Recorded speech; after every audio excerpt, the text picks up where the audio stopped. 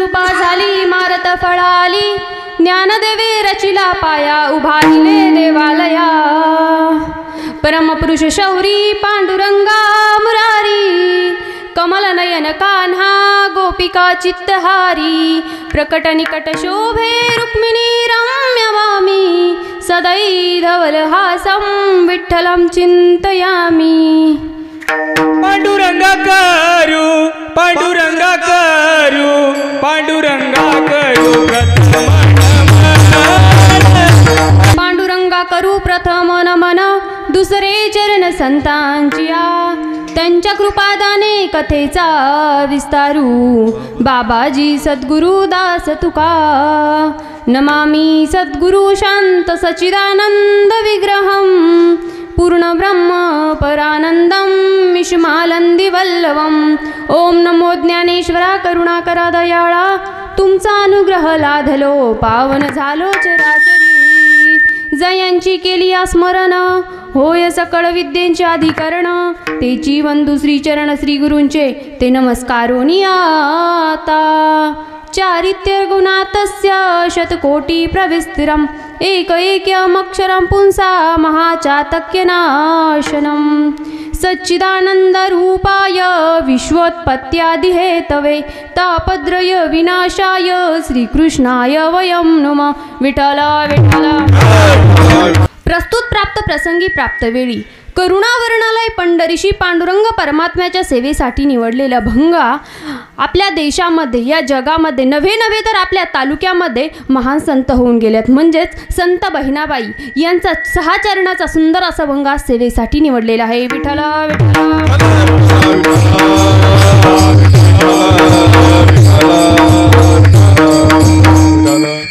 सेवेकरिता निवडलेला अभंग हा संत बहिणाबाईंचा असून या अभंगाद्वारे बहिणाबाई सांगतात की संत कृपा झाली इमारत फळाली। म्हणजेच काय तर संतांची कृपा झाल्यानंतर काय होतं तर इमारत फळाला येत असते। म्हणजेच इमारत म्हणजे काय तर तुम्ही म्हणशाल आपलं घर, इमारत म्हणजे घर नाही तर हा वारकरी संप्रदाय हे काय होतं फळाला येतं। मग भगवंताने म्हणजे संतांनी काय केलेलं आहे तर वारकरी संप्रदायाचं वर्णन कसं केलं आहे, घराच्या रूपांतरामध्ये केलं आहे। विठ्ठल विठ्ठल।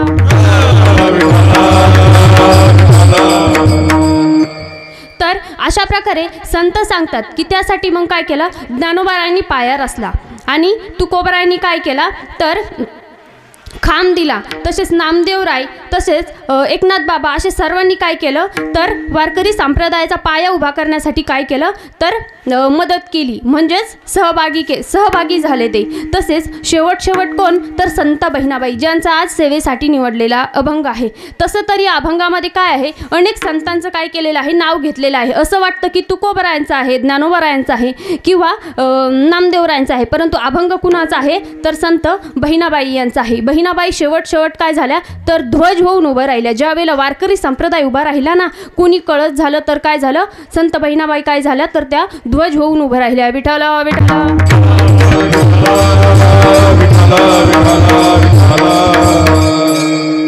हा झाला सरळ अभंगाचा अर्थ। आज या ठिकाणी या पावन पवित्र अशा गावामध्ये किंवा या जागेवरती हा आज 1 दिवसीय कीर्तन रूपी सेवा। आता सेवेला सुरुवात करण्यापूर्वी अल्पसा परिहार देणे गरजेचे आहे। तो म्हणजे असा की आज या ठिकाणी सुंदर असं नियोजन कीर्तन रूपी सेवा आयोजित केलेली आहे। विठ्ठल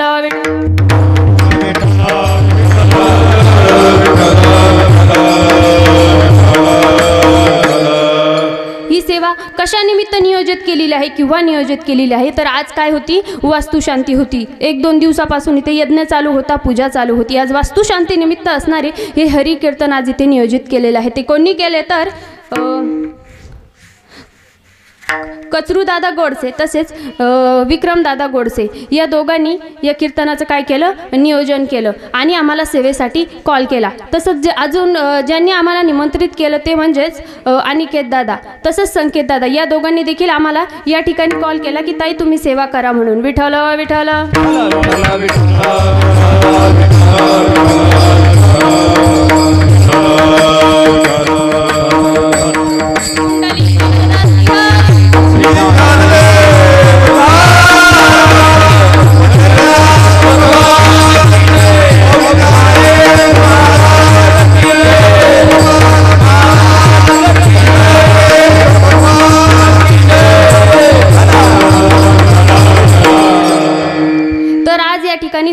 असं नियोजन आहे, सर्व अशा प्रकारचं सुंदर असं नियोजन आहे. कीर्तनरूपी सेवा आज इथे होत आहे.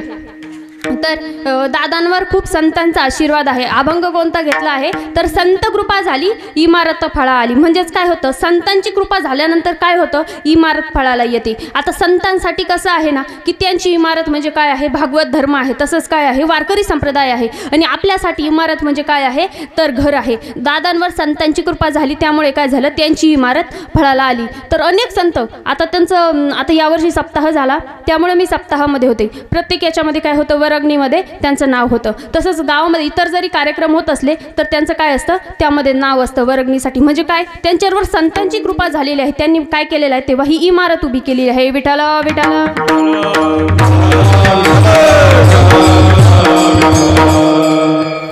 तर तसेच आपल्या या भागाचं नवे नवे जिल्ह्याचं किंवा या जगाचं वैभव जे आहेत ते म्हणजेच आपले बापूजी, त्यांचा देखील आशीर्वाद कुणावर आहे तर दादांवर आहे. आपल्या या गावावर आहे श्री श्री 1008 महामंडलेश्वर मुक्तानंद गिरीजी बापूजी महाराज.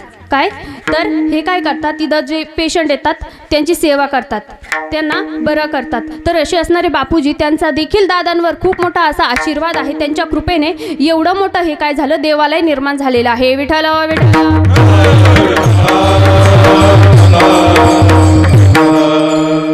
तसंच आज इथं आपल्या साथीसाठी असणारे गायनाचार्य आहे, मृदुंगाचार्य आहेत, तसेच गायनाचार्य आहेत म्हणजे दादाराव महाराज बिडवे.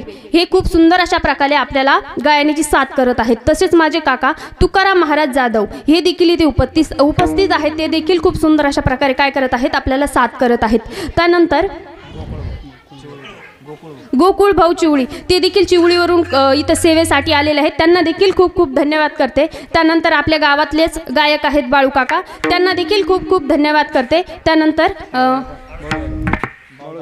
बाळूदादा देखील इथे उपस्थित आहेत, त्यांना देखील खूप खूप धन्यवाद करते. तसेच माझे मामा देखील चिवळीवरून इथे आलेले आहेत, त्यांना देखील धन्यवाद करते. आपले विनयकरी बाबा आहेत, त्यांना देखील धन्यवाद करते. त्यानंतर इथे आपले जेहूरची असणारी साऊंड सिस्टीम रवी भाऊ देखील इथे उपस्थित आहे. खूप सुंदर अशा प्रकारचे आपल्याला काय करत आहेत, साऊंड सिस्टीम देत आहेत. भाऊंना देखील खूप खूप धन्यवाद करते. त्यानंतर इथे शूटिंगसाठी उपस्थित असलेले आमचे दादा आहेत बापू दादा, त्यांना देखील खूप खूप धन्यवाद करते. आणि सगळ्यात महत्त्वाचं म्हणजे तुम्ही श्रोते मंडळी, तुम्हा सर्वांना देखील धन्यवाद करते. त्यानंतर मृदुंगाचार्यांचं नाव राहून गेलं बघा. माझे पती परमेश्वर, त्यांना नाव घेतलं नाही घेतलं काही फरक नाही पडणार, घरचेच आहे. तर माझे पती परमेश्वर किशोर महाराज गोडसे, त्यांना देखील खूप खूप धन्यवाद करते. म्हस्के अण्णा देखील इथे उपस्थित आहेत, त्यांना देखील खूप खूप धन्यवाद करते. पंडित भाऊ देखील इथं उपस्थित आहेत, त्यांना देखील धन्यवाद करते. तसेच आप्पा देखील इथे आलेले आहेत, त्यांना देखील धन्यवाद करते. कुणाचं नाव जर राहिलेलं असेल तर काय करा, माफी करा. इथे सर्वांचं नाव घेणं शक्य नाही. विठ्ठल विठ्ठल.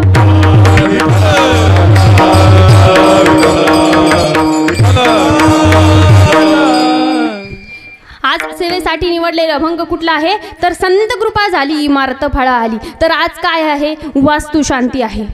वास्तुशांती आहे. तर आज कशाबद्दल सांगितलं पाहिजे, वास्तुशांतीबद्दल सांगितलं पाहिजे. परंतु अभंग कसा आहे, संत कृपा झाली, कोणाची, संतांची कृपा झाली. इतर महाराज लोक काय सांगतात, आधी वास्तूबद्दल सांगतात आणि नंतर काय म्हणतात, संतांबद्दल सांगतात. परंतु इथे प्रथम कशाची गरज आहे तर संतांनी अभंग निवडलेला आहे ना, संतांचा अभंग आहे ना, आपण पहिले कशावर विचार करूया किंवा कशावर बोलूया, ऐकूया तर संतांवर ऐकूया. विठ्ठल विठ्ठल.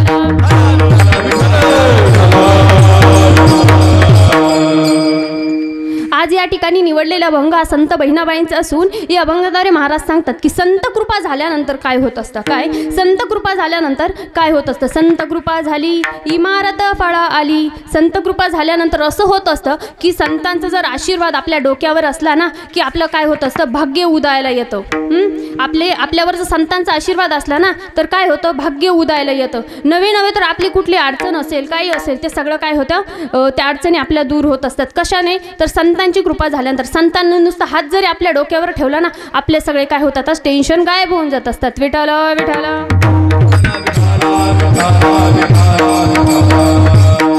तर अशा प्रकारे संतांची कृपा होणं आयुष्यामध्ये खूप असं महत्त्वाचं आहे. तर संतांची कृपा झाल्यानंतर काय होऊ शकतं हे मी तुम्हाला सांगते. संत कृपा झाली इमारत फळं आली.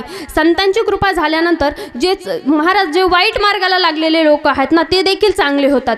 मग चोर असू किंवा अजून दुसऱ्या कुठल्या मार्गाला लागलेले लोक असतील ना ते काय होतात तर नीट होतात, चांगल्या मार्गाला लागतात. ते कसं तर बघा, आज आपण सेवेसाठी ज्यांचा निवडलेला भंग आहे ना संत बहिणाबाई, त्यांचे गुरु कोण होते? संत तुकोबाराय. तर तुकोबारायांच्या म्हणजे पहिला महिला शिष्य होत्या कोण? संत बहिणाबाई.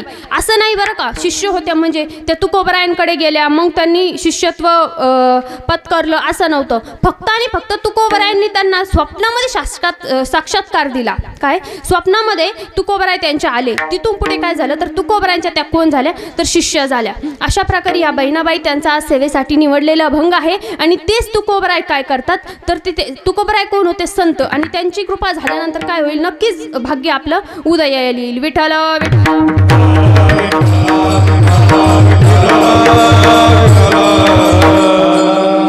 तर अशा प्रकारे एका वेळेला काय झालं माहिती का? तुकोबाराय ना रात्रीच्या वेळेला घराच्या बाहेर पडले. बरं, तुकोबाराय तशी निघत नव्हते.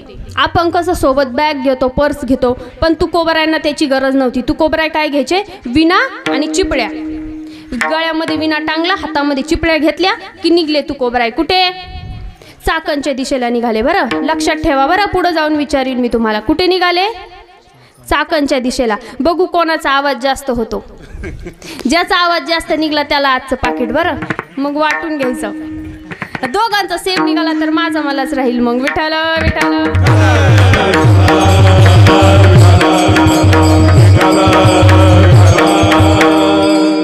तर तुकोबाराय चाकणच्या दिशेला निघाले. आता तुकोबाराय चाकणच्या दिशेला निघाले. अंधारी रात्र होती, काळाकुट्ट अंधार होता. जंगलामधून जायचं होतं, जंगलाचा मार्ग होता. आता जंगलामधून जायचं म्हटल्यानंतर मग सोबत बॅटरी नाही, काही नाही, कंदील नाही, अंधाऱ्या रात्री जायचं. तुकोबाराय कसे निघाले होते? भजन करत करत निघाले होते. बरं, आता रात्री काय तिथे म्हणजे जे संत असतात ना त्यांना कोणी भिवू नाही शकत, कारण की त्यांच्या मागे कोण असतो तर विठुराया असतो. कसा असतो? उभा, खंबीरपणे उभा असतो विठुराया. तर तुकोबाराय चाकणच्या दिशेला निघाले. अर्ध्या रस्त्यापर्यंत गेले. काळाकुट्ट अंधार होता. त्या जंगलामध्ये होती 4 चोरं. किती? 4 चोरं होती. आता त्या चोरांनी काय केलं? तुकोबारायांना पाहिलं तिथं. आता तुकोबारायांना पाहिल्यानंतर त्या चोरांनी तुकोबारायांना अडवून धरलं जंगलामध्ये. तुकोबाराय भजनाच्या नादात होते. बरं, आता तुकोबाराय भजनाच्या नादात होते. ती चोर समोरून आली. एका चोराने तुकोबारायांना प्रश्न केला, कोण आहेस तू? असं बोलल्यानंतर तुकोबाराय म्हणाले, रामकृष्ण हरी. पुन्हा दुसरा चोर म्हणाला, अरे कोण आहेस तू? पुन्हा तुकोबाराय काय म्हणाले? रामकृष्ण हरी. असं करता करता 3-4 वेळेस झालं. बरं, ये मग एका चोराला राग आला. त्याने असं तुकोबारायनं जोरात धक्का दिला. तुकोबाराय सावध झाले. तो चोर म्हणाला, कोण आहेस तू? तुकोबाराय म्हणाले, अरे तुम्ही कोण आहात? म्हणे. तुकोबारायाने पुन्हा त्यांना प्रश्न केला, तुम्ही कोण? म्हणे, आम्ही तर चोर आहो. म्हणे, तू कोण आहे? एवढ्या रात्री विना आणि चिपळ्या घेऊन फिरतोय. एक म्हणाला, अरे महाराज आई कुठे? त्या महाराजाच्या नादाला लागतो. काय? महाराज आई कुठे? त्या महाराजाच्या नादाला लागतो. मग काय झालं? दुसरा म्हणाला, तू थोडा गप बस रे, विचारू दे. तेवढ्यात तुकोबाराय म्हणाले, अरे तुम्ही चोर नाही, तुम्ही मूर्ख आहात. म्हणे, मूर्ख? हो म्हणे, तुम्हाला माहितीच नाही कोणत्या माणसाशी तुमचा पाला पडलेला आहे. म्हणे, तू कोण आहे ते सांग. अरे मी महाचोर आहे. म्हणे, काय आहे? मी महाचोर. तुम्ही चोर आहात ना? मी महाचोर. बरं, कसं तू महाचोर? अरे तुम्ही चौघं सोबत फिरताय, मी एकटाच फिरतोय. कोण झालं मग महाचोर एवढ्या अंधाऱ्या रात्री? मी महाचोर आहे. बरं बरं, मग कुठे निघाले चोरी करायला? आता असं म्हटल्यानंतर तुकोबाराय म्हणाले, चाललो चाकणला सावकाराच्या वाड्यावर. सावकाराच्या वाड्यावर चाललो. म्हणे, चालता का? म्हणे, माझ्यासोबत. आता या चोराने विचार केला. तुकोबारायांना म्हणाले, एवढी मोठी चोरी काय आम्ही कधी केली नाही राव. काय? एवढी मोठी चोरी आम्ही कधी काय केली नाही. काय नाही म्हणे, चाला माझ्यासोबत, मी सगळं सांभाळून घेतो. फक्त माझ्यासोबत चालायचं. आणि माझी एक अट आहे. म्हणे, कुठली अट? जाता जाता काय करायचं? माझ्या मागे मागे तुम्ही भजन करायचं. म्हणे. आता चोरांना वाटलं आपल्याला जर धन संपत्ती मिळणार असली तर आपल्याला म्हणजे भजन करायला काय अडचण आहे का? नाही. तुकोबाराय पुढे चालले, त्यांच्या मागं चोर चालले. किती? 4 चोर. पुढे तुकोबाराय 5 जण चालले भजन करत करत. सुंदर असं भजन करत होते. भजन काय होतं तर, विठू माऊली तू माऊली जगाची, विठू माऊली तू माऊली जगाची, विठू माऊली तू माऊली जगाची, माऊली मूर्ती विठ्ठलाची.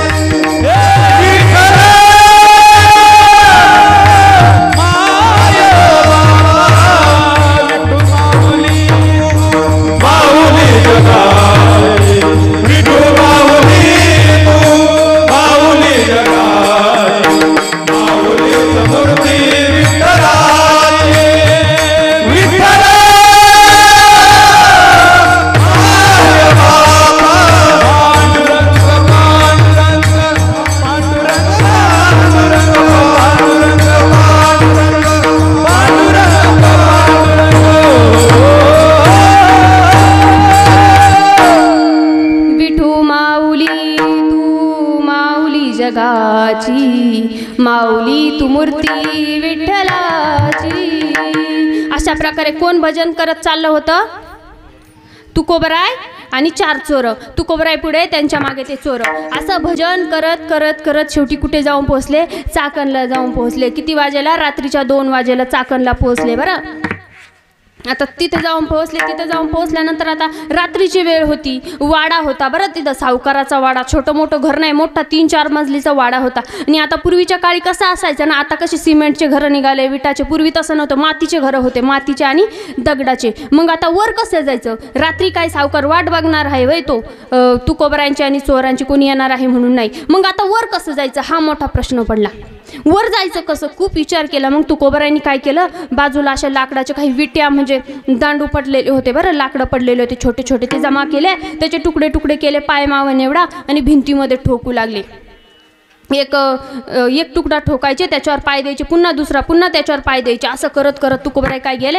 अर्ध्या रस्त्यावर गेले, म्हणजे अर्ध्या मार्गावर गेले. खालून चोर त्यांना इशारा करू लागले, शुक शुक. तुकोबराय म्हणाले, काय म्हणतोस? काय म्हणाले? काय म्हणतोस? काय नाही म्हणे. वर गेले का जड जड वस्तू खाली फेका म्हणे. काय करा? जड जड वस्तू फेका. आता तुकोबरायांनी यांची भाषा समजली नाही. साधूसी न कळे दुर्जनांची बुद्धी. तुकोबरायांना त्यांची भाषा समजली नाही. बरं बरं ठीक आहे म्हणे. मग आता तुकोबराय वर गेले आणि वर गेल्यानंतर काय केलं? मध्ये वाड्यामध्ये गेले आणि जड जड वस्तू खाली फेकू लागले. आधी खलबत्ता फेकला, नंतर मुसळी फेकली, नंतर पाटा वरवंटा अशा जे काय मातीच्या वस्तू आहेत ना त्या काय असतात? जड असतात. आता यांनी काय सांगितलेलं होतं फेकायचं हे तुम्हाला पण माहिती आणि मला पण माहिती, परंतु तुकोबरायांना नाही समजलं ना. साधूसीनं कळे दुर्जनांची बुद्धी. साधूंना दुर्जनांची बुद्धी समजत नाही. तर काय केलं? दगडी वस्तू खाली फेकू लागले. तेवढ्यात एक चोर म्हणाला, अरे बाबा कुठे या बुवाच्या नादाला लागतो, चल म्हणे आपल्या आपल्या घरी आपल्या पोटा पाण्याचं बघू. तेवढ्यात दुसरा म्हणाला, थांब रे, आता दगडी वस्तू येत आहे, थोड्या वेळानं फ्रीज येईल, कपाट येईल, मिक्सर येईल, वॉशिंग मशीन येईल, थोडा दम मार म्हणे. मग आता बरं बरं म्हणे ठीक आहे. थोड्या वेळाने ह्या वस्तूही येणं काय झालं? बंद होऊन गेलं. नंतर काहीच आलं नाही. मग असं असता मग एका चोराला वाटलं आपण जरा वर जाऊन बघू की चालू आहे नेमकं काय. वर वस्तू येत नाही, काही होत नाही, नेमकं झालं तरी काय. तुकोबरायांना पकडलं तर नाही एखाद्याने. मग वर गेला बरं एक जण, त्या खुंट्यांवर पाय देत देत वर जाऊन बघतो तर काय तुकोबराय तुळशीला प्रदक्षिणा घालत होते. अंगण होतं, अंगणामध्ये तुळशी वृंदावन होतं, तुळशीला प्रदक्षिणा घालत होते. हे त्याने बघितलं आणि तुकोबरायांना म्हणाला, तुकोबराय महाचोर, आपल्या चोरीचं काय म्हणे? तुम्ही मस्त पूजा पाठ करताय म्हणे. अरे त्याचीच तयारी चालू. हे येड्याला वाटलं काहीतरी नवीन पद्धत असावी चोरी करायची, नवीन टेक्निक असावी. त्याने काय केलं? ते गेलं आणि तुकोबरायांमागे प्रदक्षिणा घालू लागलं तुळशी वृंदावन. मग आता ते प्रदक्षिणा घालत घालत अजून खालच्या एकाला वाटलं की नेमकं भानगड काय, हे दोघांना पकडलं की काय. ते अजून एक वर गेलं. ते काय करत होते? प्रदक्षिणा. त्या पहिला गेलेल्या चोराला म्हणाला, अरे चोरीचं काय, तुमचं काय चाललंय म्हणे. अरे तिचीच तयारी चालू आहे, नवीन टेक्निक ये म्हणे तू पण. दुसरा गेला, प्रदक्षिणा गाऊ लागला. असं करता करता तिसरा गेला, चौथा गेला. चौघचे चौघ काय करू लागले तर तुळशी वृंदावनाला प्रदक्षिणा घालू लागले. आता पहाटची वेळ झाली बरं. पहाटी काय करतात तर काकडा भजन करतात. तुकोबराय खाली बसले, त्यांना चौघांना खाली बसवलं. म्हणे बसा म्हणे आता भजन करायचं. ते चोर म्हणाले भजन करायचं? हो म्हणे भजन करायचं. कशाला म्हणे? चोरीचं काय? अरे बघू ती चोरी होणार आहे, आपण चोरी बरोबर करू टायमावर. बरं बरं मग बसतो म्हणे. चौघ चोर खाली बसले, तुकोबराय खाली बसले भजनाला. पहाटच्या भजनाला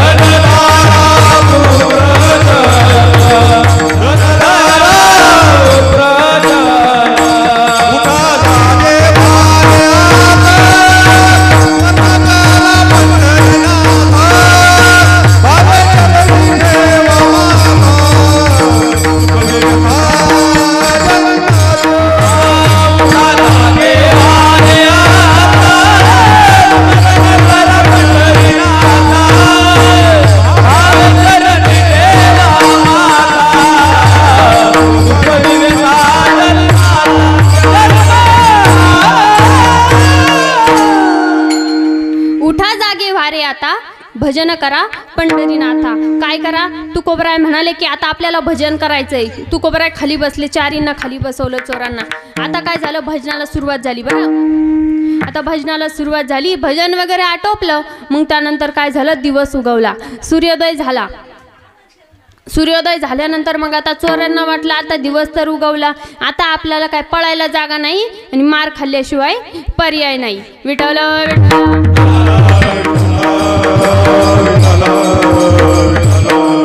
मागे जर पाऊस लागत असेल तर पुढे येऊन बसा महिला मंडळ. थोडं थोडं पाऊस चालू बाहेर. विठ्ठल विठ्ठल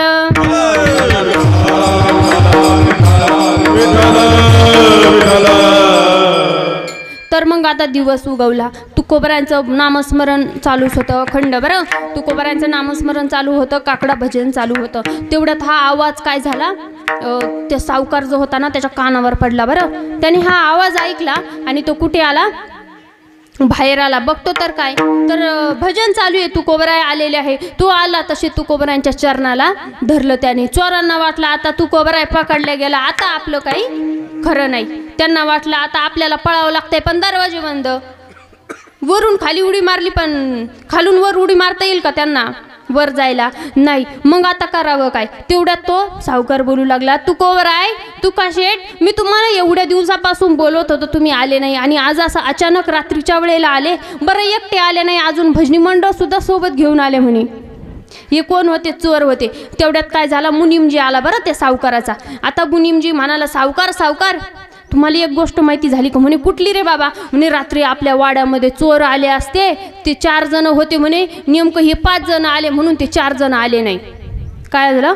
ते 4 जण येणार होते, हे 5 जण आले म्हणून ते 4 जण आले नाही. म्हणजेच तुकोबरायांची काय झाली? आपल्यावर कृपा झाली. काय झाली? संतांची कृपा झाली. म्हणून काय झालं? ते चोर काय आले नाही, आपली चोरी वाचली. नाही तर रात्री आपण मार खाल्ला असता आणि सगळे लूटपाट करून ते चोर घेऊन गेले असते. हे बोलल्यानंतर पण काय झालं? परत त्यांच्या आंघोळीची सोय झाली बरं. चोरांना नवीन कपडे घालण्यासाठी दिले, तुकोबरायांना नवीन कपडे, आंघोळी वगैरे झाले आणि सगळे बसले. चहा नाश्ता झाल्यानंतर पुन्हा जेवणाची वेळ झाली. आता जेवायला आलं बरं तुकोबरायांना एका सावकाराच्या किचनच्या खोलीमधून. महाराज एवढी मोठी थाळी होती, 14 वाट्या नुसत्या भाज्यांच्याच होत्या. किती वाट्या? 14 वाट्या नुसत्या भाज्यांच्याच होत्या. आता एवढं मोठं जेवण बघितल्यानंतर चोरांच्या तोंडाला पाणी सुटलं. सगळ्यांसमोर जेवणाचे ताटं ठेवले, बसायला पाट दिले, पाटीला पाट दिले आणि सगळे जेवायला बसले. आता जेवायला बसल्यानंतर त्या चोरांनी असा ताव मारला महाराज त्या पंचपाकवानांवर. 14 वाट्या चोरांनी काय केल्या? खाली केल्या, खाऊन घेतल्या. त्यानंतर तुकोबरांनी काय केलं? 13 वाट्यातली भाजी खाल्ली. 14 वाटीमध्ये असा हात चोळून बाहेर धुवायला निघून गेले. त्यानंतर चोर हात धुवायला गेले. मग आता चोर म्हणाले, तुकोबराय तुम्ही 13च वाट्यातली भाजी खाल्ली, 14वी का नाही खाल्ली? म्हणे तुम्ही? आम्ही तर खाल्ली म्हणे, आम्ही एक कण सुद्धा ताटामध्ये ठेवला नाही म्हणे, सगळं खाऊन घेतलं. फार भूक लागलेली होती म्हणे काल रात्रभर भजन करून. बरं म्हणे, मग तुम्ही का नाही खाल्ली? अरे मूर्खांनो, त्याच्यामध्ये भाजी नव्हती म्हणे. म्हणजे काय होतं मग? त्याच्यामध्ये लाकडाचा भुसा आणि लिंबाचा काय होता? रस होता. म्हणे लिंबाचा रस, लाकडाचा भुसा? हो म्हणे. का असं? अरे सावकाराच्या घरचं जेवण, तेला तुपाने माकलेलं जेवण, मग ते तेलगट हात होतात, ते लवकर निघत नाही, म्हणून खळकन हात निघावा म्हणून लाकडाचा भुसा आणि लिंबाचा रस होता आणि तुम्ही ते सुद्धा खाऊन घेतलं. थोडा अपमान झाल्यासारखं वाटलं बरं त्या चोरांना. मग काय, चोर पुन्हा घरामध्ये गेले वाड्यामध्ये आणि तुकोबराय सुद्धा गेले. आता तिथं गेल्यानंतर तुकोबराय म्हणाले, आम्ही येतो आता. काय? आम्ही येतो आता, आम्ही जातो म्हणे घरी. आता निरोप द्या म्हणे, पुष्कळ वेळ झाला म्हणे इथे थांबून, आता घरची वाट बघत असतील, आम्ही जातो. आता हे म्हटल्यानंतर सावकाराच्या पुन्हा एका खोलीतून काय आले? सोन्या चांदी हिऱ्या मोतीने बनलेले 5 ताटं आले बाहेर. आता 5 ताटं बाहेर आल्यानंतर काय झालं? तर ते असे चोर बसलेले, तुकोबराय बसलेले, सगळ्यांच्या समोर एक ताट ठेवलं. तेवढ्यात तुकोबराय म्हणाले, सोने रुपये आम्हा मृत्यू के सामाना. म्हणजे सोने जे आहे ना ते आम्हाला मृत म्हणजे वाळू, म्हणजे मातीच्या समान आहे, आम्ही घेऊ शकत नाही, असं तुकोबराय म्हणाले. मग तेवढ्यात ते चोराने, एका चोराने चिमटा घेतला. अरे गप बस म्हणे, बाहेर गेल्यावर बघून घेऊ म्हणे याचं काय करायचं ते. बाहेर गेल्यावर बघून घेऊ याचं काय करायचं. मग तुकोबराय उठले, 4 चोरांनी ताटं घेतले त्यांचे. तुकोबरायांचं सुद्धा ताट कोणी घेतलं? चोरांनी घेतलं आणि बाहेर पडले. आता बाहेर पडल्यानंतर तिकून येताना चोरांना काय सांगितलं होतं? भजन करा. कोणी तुकोबारायने तर तुम्हाला धन देईल. इकून जाताना न सांगता ते चोर तुकोबारायन भजन करत करत कुठे निघाले? देहूकडे निघाले. आता देहूपर्यंत पोहोचले. काय ठाऊक कुणाला माहिती त्या चोरांच्या डोक्यामध्ये काय प्रकाश पडला. चोरा म्हणाले तुकोबाराय थांबा. तुकोबाराय म्हणाले काय? म्हणे हे धन आम्हाला गरिबांमध्ये वाटून द्यायचं आहे म्हणे. काय म्हणाले? हे धन जे आहे ना ते आम्हाला गरिबांमध्ये वाटून द्यायचं आहे. मग आता एक काम करा, आपण हे गरिबांमध्ये वाटून देऊ. तुम्ही आमच्या गळ्यामध्ये तुळशीच्या माळा टाका, मग आम्ही देहूमध्ये पाय ठेवतो. तिथून पुढे आम्ही देखील वारकरी संप्रदायाचा काय करणार? प्रचार प्रसार करणार. विठ्ठल विठ्ठल.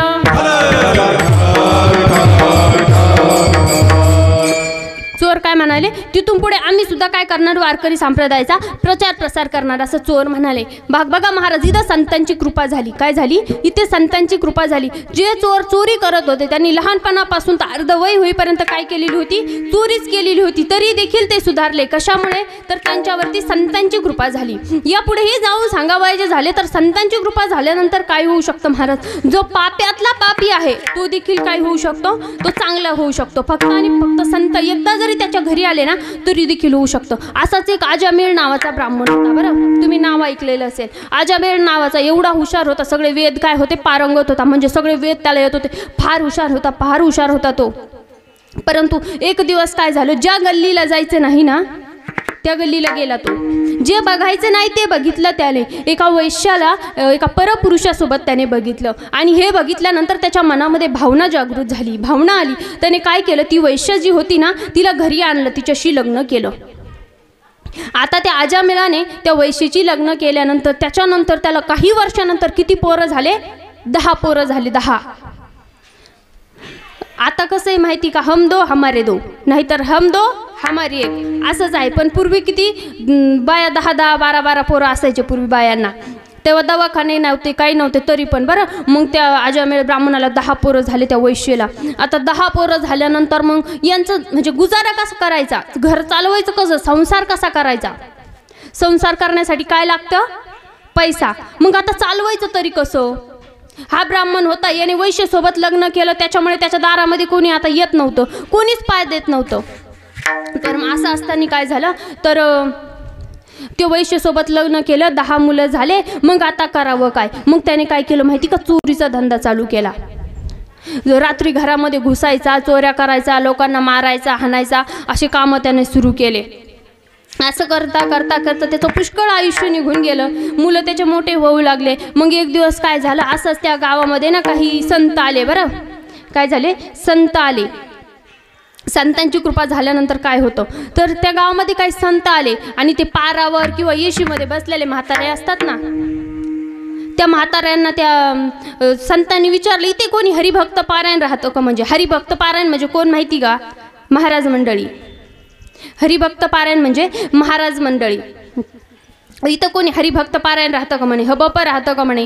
मग आता ते पारावरचे थोडे बोलायला विचित्रच असतात. ते काय म्हणाले माहिती का? हो म्हणे, हे समोरचं घर म्हणे हरिभक्त पारायण आजामेळ महाराज राहतात म्हणे तिथं. आता आजामेळ महाराज राहतात म्हटल्यावर मग ते लोक त्या संतांना काय माहिती बरं हे म्हातारे खोटं बोलले म्हणून. ते गेले आणि आजामेळ चोरी करायला गेलेला होता. घरी गेले आणि तिथे जाऊन बसले. तेवढ्यात ती वैश्य आजामेळाची बायको आली. तिने बघितलं हे दृश्य. आपल्या घरी साक्षात संत आलेत. अरे, माझं लग्न झालं, मला लग्न झाल्यानंतर 10 मुलं झाली, पण माझ्या घरी एक पाहुणा आला नाही, गावकरी आला नाही, शेजारी सुद्धा आला नाही, कुत्र सुद्धा आला नाही. आज साक्षात काय झालं? संत माझ्या घरी आले म्हणली. तिला फार आनंद झाला. ती मध्ये गेली, पाणी आणलं, चहा आणला, त्यांचा पाहुणचार केला. मग जेवणसाठी बनवायला लागली. तेवढ्यात तिने आधी त्या संतांना प्रश्न केला. म्हणे, महाराज तुम्हाला हा पत्ता कोणी दिला? म्हणे, हे हरिभक्त पारायण आजामेळ महाराजांचंच घर आहे ना म्हणे. ते म्हणाले बरं संत. म्हणे नाही म्हणे. म्हणे मग कोणाचं तुम्हाला हा पत्ता दिला कोणी? म्हणे ते पारावर आजोबा बसलेले होते ना म्हातारे, त्यांनी सांगितलं की इथे हरिभक्त पारायण राहतात म्हणून, त्यामुळे आम्ही इथे आलो म्हणे. आता असं म्हटल्यानंतर मग बरं म्हणे, इथं कोणी हरिभक्त पारायण राहत नाही. माझा नवरा आजामेळ नाव त्याचं आहे आणि तो काय करतो म्हणे? चोरी करतो म्हणे. आता चोरी करतो म्हटल्यानंतर मग त्या संतांना थोडं आश्चर्य वाटलं. बरं असू द्या. ती म्हणाली, एवढ्याच दिवसानंतर माझ्या इथे कोणीतरी आलं, मग तुम्ही काय करा, माझ्या दारामध्ये बसून ना भजन करा, मला थोडं बरं वाटेल, माझ्या घराला काय होईल, थोडी शांती मिळेल, माझ्या घरी कोणी येत नाही हे बघितल्यानंतर लोकांना काय होईल, चांगलं वाटेल म्हणे. तुम्ही काय करा, माझ्या दारामध्ये बसा म्हणे, भजन करा म्हणे. बरं ठीक आहे. सगळे संत घरातून उठले, ओट्यावर जाऊन बसले आणि काय करू लागले? भजन करू लागले. आता भजन करू लागले संत.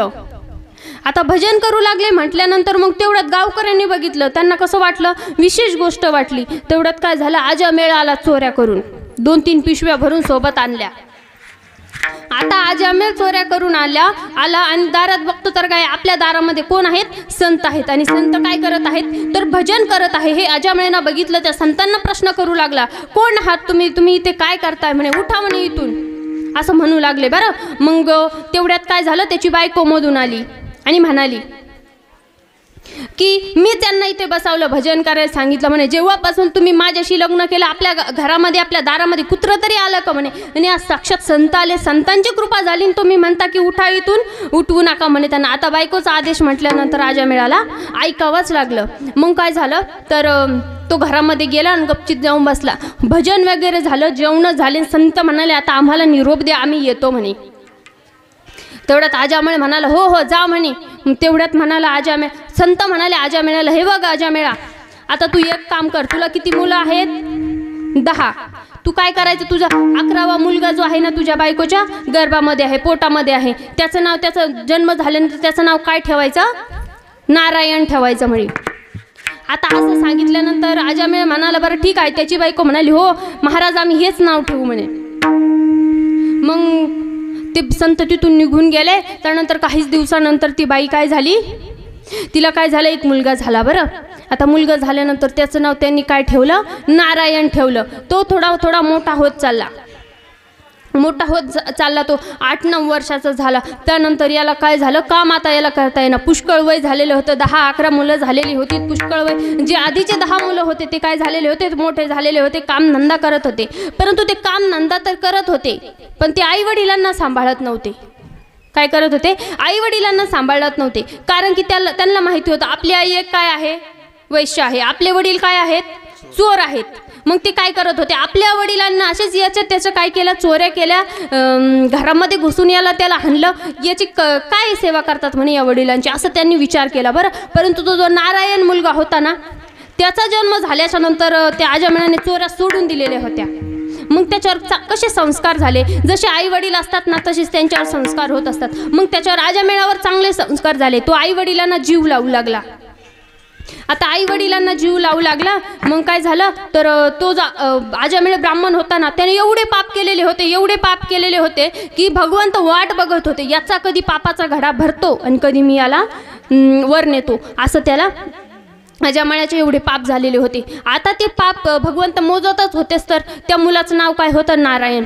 जेव्हा त्याला काही काम पडायचं, तो म्हातारा झालेला होता, त्यावेळेला तो काय म्हणायचा? नारायण. आता त्याच्या मुलाचं नाव काय होतं? देवाचं नाव होतं. परंतु आता काही नावं निघालेत. बरं डॉली, पिल्लू, तर काय सांगावं, काही पण नावं निघाले. देवावरून नावं ठेवत जात. तेवढंच काय होतं? आपल्याला जरी वेळ नसला ना भगवंताचं नाव घ्यायचं, तरी आपल्या मुलांच्या नावानुसार आपल्याला काय होतं? नाव घेता येतं. तेवढेच पूर्ण आपल्याकडे पुण्य होत असतं. तर त्याने काय केलं? तो नारायण घेऊ लागला. नारायण मला पाणी आण, नारायण मला खायला आण, नारायण मला बाहेर फिरायला घेऊन चाल. असं करता काय झालं? तर त्यांना अजामेळ जो होता ना, त्याचा मृत्यू जवळ आला, त्याचा काळ जवळ आला. आता त्याचा मृत्यू जवळ आल्यानंतर मग शेवटच्या क्षणाला काय करायला हवं बरं माणसाने? पोटभर जेवून घ्यायला हवं, कुणाला उधार दिलेले पैसे घेऊन यायला हवे. शेवटच्या क्षणाला नेमकं काय करायला हवं? त्यावेळेला त्याने काय केलं? नारायण असा आवाज दिला आणि त्याचा प्राण सोडला. आता नारायण आवाज दिल्यानंतर, नारायण हे नाव कुणाचं आहे?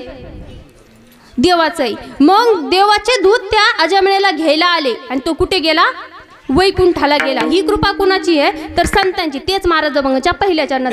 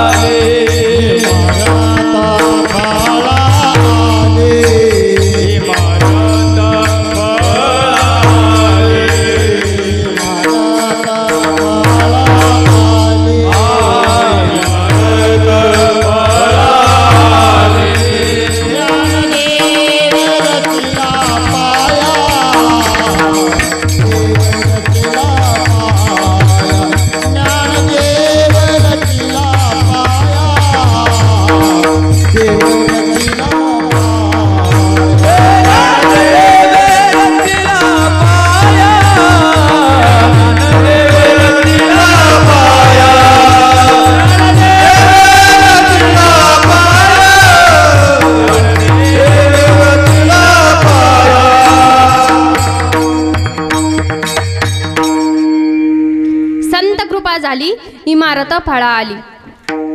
तर संतांची कृपा झाल्यानंतर काय होत असते तर इमारत फळाला येत असते. आजची जी काही सेवा आहे ती कशासाठी आहे तर वास्तुशांतीसाठी आहे. इमारत म्हणजे काय तर आपलं घर. संतांसाठी इमारत म्हणजे त्यांचा वारकरी संप्रदाय, त्यांचा भागवत धर्म. पण आपल्यासाठी काय आहे इमारत म्हणजे आपलं घर आहे. आता घर शास्त्रामध्ये ना पहिल्या सूट घराची जी वास्तुशांती असते ना त्याच्यासाठी पहिला दोष सांगितलेला आहे. बरं मी आधी तुम्हाला दोष सांगते. तर पहिला दोष कुठला सांगितलेला आहे तर भूमिदोष सांगितलेला आहे. भूमिदोष एवढा डेंजर महाराज म्हणजे पूर्वीपासून भूमिदोष चालत आलेला आहे. एका वेळेला ज्या वेळेला रामायण घडलं ना त्यावेळेला सीतामाता, लक्ष्मण भैया आणि रामप्रभू वनवासाला जंगलामधून चाललेले होते ना त्यावेळेला काय झालं एका ठिकाणी असा वेळ आला की रामप्रभू कुठे होते सीतामाता मध्यभागी होत्या आणि मागे लक्ष्मण भैया होते.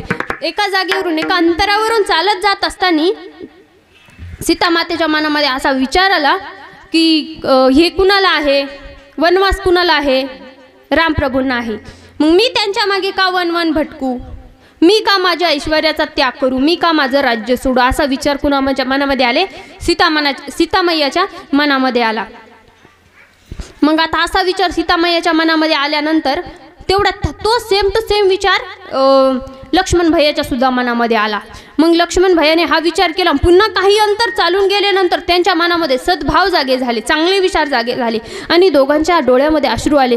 सीतामातेला वाटलं आपले पती परमेश्वर आहे, यांच्याबद्दल आपल्याला असा विचार आला तरी कसा, आपल्याला यांच्यासोबत 7 जन्म घालवायचे आहे आणि आपल्याला असा विचार आला तरी कसा, असं सीतेमातेच्या मनामध्ये आलं आणि त्या रडू लागल्या. तसाच विचार लक्ष्मण भैयाच्या मनामध्ये आला. आजपर्यंत आपण आपल्या भावाला घास सोडून खाल्ला नाही त्याच्याबद्दल आपल्याला असा विचार आला.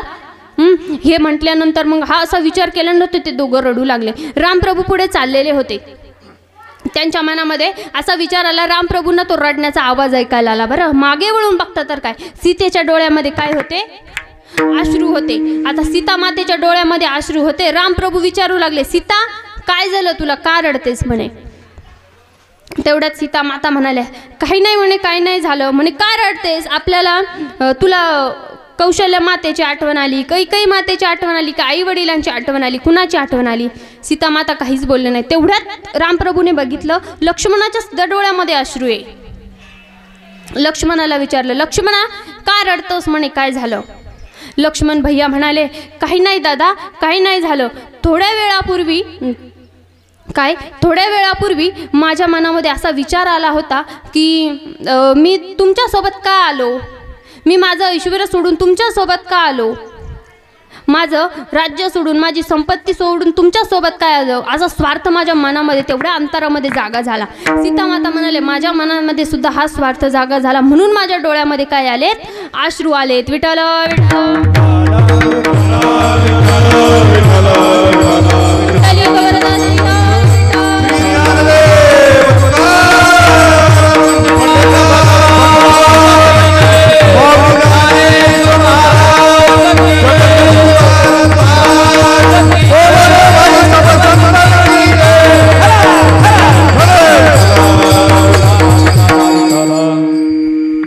काय झालं तर आमच्या मनामध्ये असे विचार निर्माण झाले म्हणे, स्वार्थीपणा निर्माण झाला म्हणे.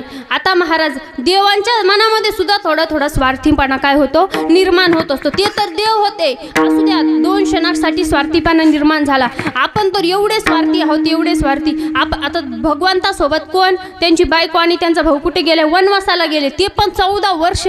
आपण जर आपल्याला घरी काम असलं, एखादा जर म्हणाला ना चला कुठे, आता समजा एखादं काम असलं, कुठे शहरात जायचं असलं, कुठं जवळ एखाद्या पाहुण्याच्या तिथं जायचं असलं, आपण जर म्हटलं ना चला, हे म्हणतात नाही नाही माझे खूप काम आहे. आपण कशा स्वार्थी आहे, या जगामध्ये कोणीच कुणाचं नाहीये. नाही रे नाही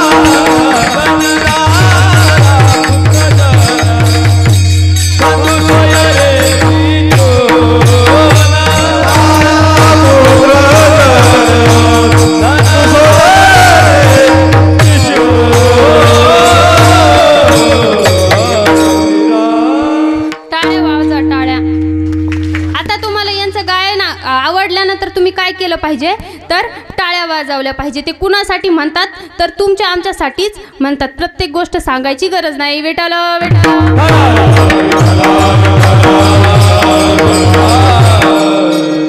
नाही रे नाही कुणाचे कोणी, या जगामध्ये कोणीच कुणाचं नाही महाराज. आता प्रत्यक्ष या विश्वाच्या माताच्या मनामध्ये सुद्धा काय झालं, स्वार्थ निर्माण झाला. तिथे तुम्ही आम्ही कोण आहोत थोड्या वेळासाठी का ना स्वार्थ निर्माण झाला. आता मातेच्या मनामध्ये स्वार्थ निर्माण झाला. हे असं असं झालं त्यांनी सांगून दिलं बरं कुणाला, रामप्रभूंना. तेवढ्यात रामप्रभू म्हणाले लक्ष्मणा आणि सीते यामध्ये तुमच्या दोघांचा काहीच दोष नाही म्हणे. काय म्हणाले, तुमचा यामध्ये काहीच दोष नाही. कसा स्वामी आमचा दोष कसा नाही म्हणे. अगं सीते लक्ष्मणा आपण तिघं ज्या जागेवरून ज्या भूमीवरून चालत आलो ना त्या जागेमध्ये त्या भूमीमध्ये पहिले ना 2 भाऊ राहत होते. सुंद उपसुंद नावाचे कोण 2 राक्षस, ते 2 भाऊ होते. ते तिथे राहत होते. भूमिदोष बरं लक्ष देऊ नये का. तिथे 2 राक्षस राहत होते. ते सुंद आणि उपसुंद त्यांचे असे नाव होते. आणि तिथे काय झालं होतं तर ते एवढे म्हणजे एवढी ताकद होती त्यांच्यामध्ये. ते त्यांनी खूप थैमान माचवलेला होता. ते कुणाला हाणायचे मारायचे. ऋषीमुनींच्या कुटिया ज्या आहे ना पर्णकुटी ते उद्ध्वस्त करून टाकायचे. खूप त्रास द्यायचे. प्राण्यांना मारायचे. नवे तर देवलोकामध्ये सुद्धा जाऊन ते धिंगाणा घालून यायचे. आणि असा त्यांचा जो कहर आहे ना तो खूप पसरलेला होता. मग त्यावेळेला इंद्रदेवांनी आणि इतर देवतांनी मिळून काय केलं तर एक तिलोकतमा नावाच्या अप्सरेला जिथे ते राहत होते त्या अरण्यामध्ये पाठवलं बरं. कुणाला, तिलोकतमा नावाच्या एका सुंदरीला अप्सरेला तिथे पाठवलं. आता तिथे पाठवल्यानंतर ते राक्षस असे 2 जण बसलेले त्यांचा खूप जीव होता बरं एकमेकांमध्ये. तेवढ्यात त्या दोघांची नजर त्या सुंदरीवर पडली, अप्सरेवर, तिलोकतमेवर ती नजर पडली. आता नजर पडल्यानंतर मग हा म्हणाला मला हिच्यावर प्रेम झालं, मला हिच्याशी लग्न करायचं. त्याचा भाऊ म्हणाला मलाही हिच्यावर प्रेम झालं, मला हिच्याशी लग्न करायचं. दोघांचा थोडा संवाद झाला. त्यानंतर वाद सुरू झाला. त्यानंतर युद्ध सुरू झालं महाराज. पुष्कळ काळापर्यंत थोडा म्हणजे पुष्कळ वेळापर्यंत काय झालं युद्ध चालू होतं. आणि युद्ध चालू असताना ते दोघं ना असे म्हणजे रक्ताने रक्तभंबाळ होऊन गेले. एवढं रक्त निघू लागलं. ते रक्त काय झालं त्यांचं त्या भूमीवरती पडलं. आता रक्त भूमीवरती पडल्यानंतर ती भूमी काय झाली, दूषित झाली ना. मग ती भूमीवरती नंतर ते काय झाले गत प्राण झाले. त्या दोघांचा देखील प्राण गेला. ते तिथंच मेले. काय झालं ती भूमी काय झाली दूषित झाली. त्यांचं म्हणजे त्यांचं हे काय होतं आता 2 भाऊ होते. एक म्हणाला असं नाही तू हिच्यासोबत लग्न करून टाक चालेल मला. पण त्यांच्या मनामध्ये काय निर्माण झालं, जरी सख्खे भाऊ होते तरी पण स्वार्थ निर्माण झाला बरं. त्याच्या मनामध्ये अशा प्रकारचा स्वार्थ निर्माण झाला. युद्धामध्ये दोघांचेही प्राण गेले. त्यावेळेला रामप्रभू म्हणाले अगं सीते लक्ष्मण आपण तेव्हा त्या भूमीवरून चालत आलो ना तिथं त्या 2 राक्षसांचा काय गेलेला होता, प्राण गेलेला होता. म्हणून ती भूमी स्वार्थी झालेली होती. म्हणून काय झालं तर तुमच्या मनामध्ये देखील स्वार्थ निर्माण झाला. विठ्ठल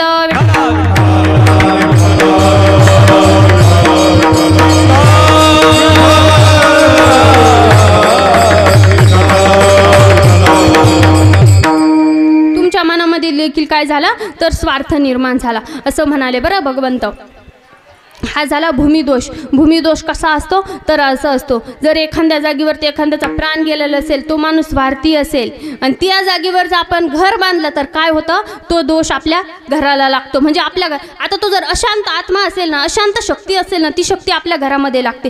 कसं तर आपल्या घरामध्ये कायम भांडणं होणं, चिडचिड होणं, कुणाचं कुणाशीच न जमणं, कायम एखाद्याचं दुखत राहणं काय होतं तर त्या घरामध्ये ती अशांत जी शक्ती असते ना ती घरामध्ये आपल्या वास करत असते. म्हणून काय करावं लागते वास्तुशांती करावी लागते. हा झाला पहिला दोष.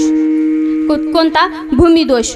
आणि काही वेळेला काय होतं ज्या वेळेला सगळ्यात आपण घरासाठी कुठलं काम करतो तर खाली JCBने काय करतो गड्डे खणतो आणि त्या गड्ड्यामध्ये ना काही जीवाणू मेलेले असतात, काही किटाणू म्हणा छोटे छोटे किडे म्हणा मेलेले असतात. त्यांची जी काही अशक्त शक्ती असते ना आता आपण मनुष्य आपली शक्ती अशक्त असेल असं नाही बरं. कीटकांची सुद्धा शक्ती असते. ती काय होतं त्या घराच्या कामामध्ये सहभागी होतात ना खालून.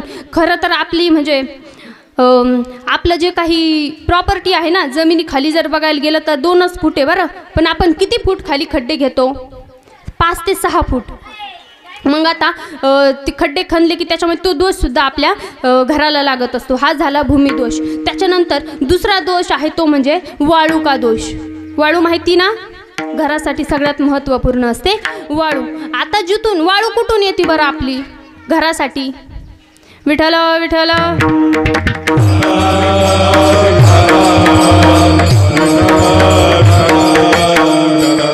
आपली वाळू कुठून येते बरं? नदीतून येते. आता नदीतून वाळू आल्यानंतर काय होतं तर आपले काही म्हणजे आता आपल्याकडे कोणी वारलं त्याच्यानंतर काय होतं त्यांची जी हस्ती असते ती कुठे नेतो आपण? नदीमध्ये नेतो. त्र्यंबकेश्वरला, नाशिकला, कायगाव टोकला असे काही नेतो ना. मग आपली वाळी त्याच मोठ्या मोठ्या नदींमधून आपल्या घरी येत असते बरं. मग ती वाळू तिथं नेल्यानंतर तिथून आणल्यानंतर काय होतं ती हस्ती जी आहे ना ती त्याच्यामध्ये वाहून येत असते.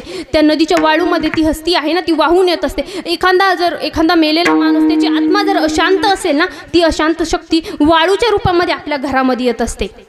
मग ती शक्ती आपल्या घरामध्ये आल्यानंतर आपल्या घराच्या बांधकामाला ती उपयुक्त होत असते. म्हणून ती अशांत शक्ती निघून जाण्यासाठी काय करतात? वास्तुशांती करतात. त्यासाठी हरिकीर्तन ठेवतात. विठ्ठल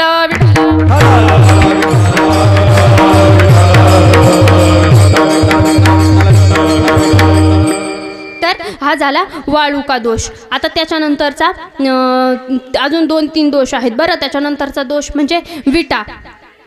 आपण विटा आणतो ना. विटा कशापासून तयार होतात? तर लाल मातीपासून तयार होतात.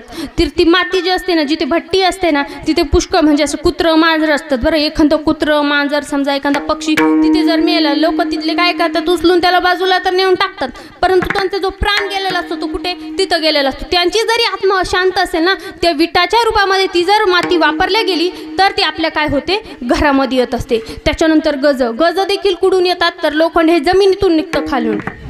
त्याच्यात देखील अशांत शक्ती असतात. त्या देखील आपल्या घरामध्ये येतात. तसं सिमेंटचं सुद्धा तसंच आहे आणि खडीचे सुद्धा तसंच आहे. हे शास्त्राने सांगितलेलं आहे. तर अशा प्रकारे ह्या अशांत शक्ती आपल्या काय घरामध्ये येत असतात. म्हणून काय करावे लागते? तर वास्तू शांती करावी लागते. विठ्ठल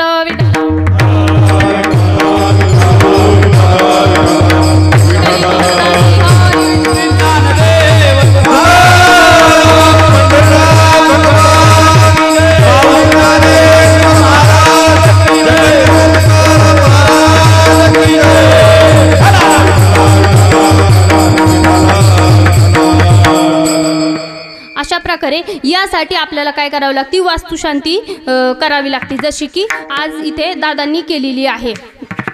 म्हणून त्यासाठी काय करावं लागतं? तर हरिकीर्तन ठेवावं लागतं. आता हरिकीर्तन का ठेवतात महाराज? तर एखादं घरामध्ये आपल्याला काही आलेलं आहे, अशांत शक्ती आलेली, ती घालवण्यासाठी आपण हरिकीर्तन ठेवतो. आणि हरिकीर्तन हे कोणी सुरू केलेलं आहे? वारकरी संप्रदायाचा पाया कोणी रचलेला आहे? तर संत ज्ञानोबारायांनी किंवा अनेक आपले जे संत तुकोबराय, चोखामेळा, एकनाथ बाबा, संत जनाबाई, संत बहिणाबाई अशा अनेक संतांनी मिळून नाव घ्यायला सुद्धा म्हणजे आपल्याला इतका वेळ लागेल एवढे संत आपल्या या भूमीवर होऊन गेले. त्यांनी काय केलं? तर आपल्या वारकरी संप्रदायाचा पाया रचलेला आहे.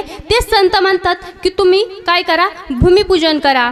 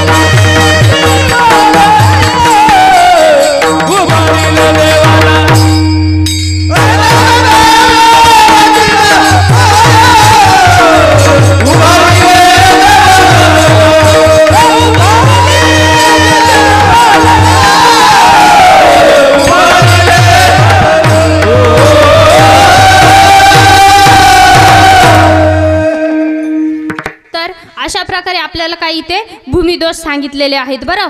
मग आता भूमिदोष झाला, वाळुका दोष झाला, त्याच्यानंतर तिसरा दोष कुठला आहे तर संपत्ती दोष आहे बरं.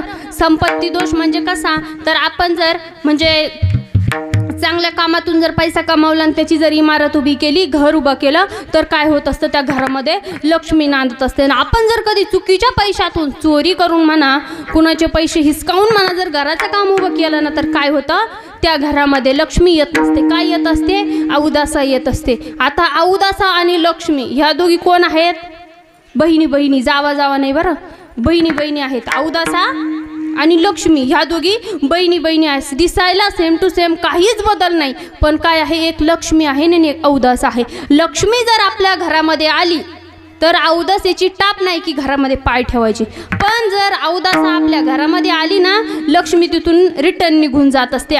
ती लक्ष्मी आपल्या घरामध्ये पाऊल सुद्धा देत नसते. आता अवदासाचं रूप म्हणजे काय आहे तुम्हाला सांगू का. वास्तुशांती ज्यासाठी करावी लागते ना, कशासाठी, जी अशांत शक्ती आहेत ते आपल्या घराच्या बाहेर निघून जावं यासाठी वास्तुशांती करावी लागते. आणि अशांत शक्ती म्हणजेच ती अवदासा असते. म्हणजे घरामध्ये भांडण होणे किंवा किरकिर होणे, कुणाचं दुखत राहणे, नवरा बायकोचं न जमणे, आईवडिलांसोबत भांडण तंटा होणे, याला काय म्हणतात ती अवदासाच्या रूपामध्ये आपल्या घरामध्ये अशक्त शक्ती असते ती आपल्या काय होते आपल्या घराच्या माणसांमध्ये येत असते. आता आपण म्हणतो ना घराला का नाही, काय घराला का नाही, भिंतीला का नाही, आपण असं म्हणतो ना, खरंच घराला का नाही बरं.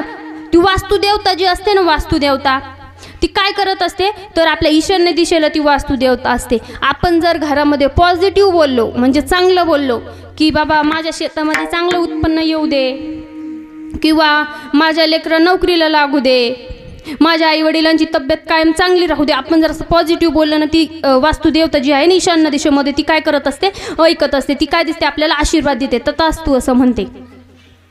आणि त्यानंतर जर आपण कधी नेगेटिव्ह बोललो म्हणजे चुकीचा बोललो तर आपण जर म्हटलं ना माझा लवकर जीव जावा, मी जर लवकर वर जावा, मला हे शेती करू करू फार कंटाळा आला, असं वाटतं ही शेती करूच नाही, हिचं काहीतरी काळं जळ, आता काही काही वेळेला कंटाळा आल्यानंतर आपण म्हणतो बरं, पण असे अपशब्द वापरायचे नाहीत. ती वास्तुदेवता ते सुद्धा ऐकत असते.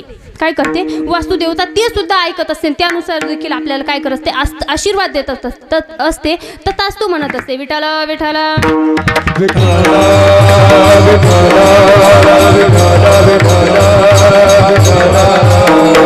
आता झाला भूमिदोष, वाळुका दोष आणि संपत्ती दोष. आणि संपत्ती चांगली वापरली की घरामध्ये लक्ष्मी येत असते. म्हणून काय करायचं घरामध्ये चांगलं बोलायचं, चांगलं वागायचं आणि त्यामुळे आपल्या घरामध्ये लक्ष्मी येत असते. त्यासाठी काय करायला हवं तर ती अवदासा आपल्या घराच्या बाहेर निघून जाण्यासाठी आपण काय केलं पाहिजे हरिकीर्तन ठेवलं पाहिजे, प्रवचन भजन ठेवलं पाहिजे. नवे तर आपल्याकडे तेवढे पैसे नसतील तर आपण सत्यनारायणाची पूजा तरी ठेवली पाहिजे. पण काही लोकांना याच्यावर भावच नसतो, काय नसतो श्रद्धाच नसते. लोक काय म्हणतात अरे घरभरणीच्या वास्तुशांतीचं कीर्तन ठेवल्यापेक्षा 10व्याचं वर्ष श्राद्धाचं कीर्तन ठेवल्यापेक्षा आपण काय करायचं गरिबांमध्ये दान करायचं. काय करायचं गरिबांमध्ये, तुमच्याकडे पैसे असतील ना तुम्ही ते सुद्धा करा. काय करा ते सुद्धा करा, परंतु हे करणं काय आहे गरजेचं आहे. कारण की शास्त्राने सांगितलेलं आहे. जरी आता सायन्स आलं ना, सायन्समध्ये ज्या गोष्टी आल्यात ना त्या आधी शास्त्रामध्ये लिहून ठेवलेलं आहे, तेव्हा कुठे जाऊन या सायन्समध्ये आलेलं आहे. विठाल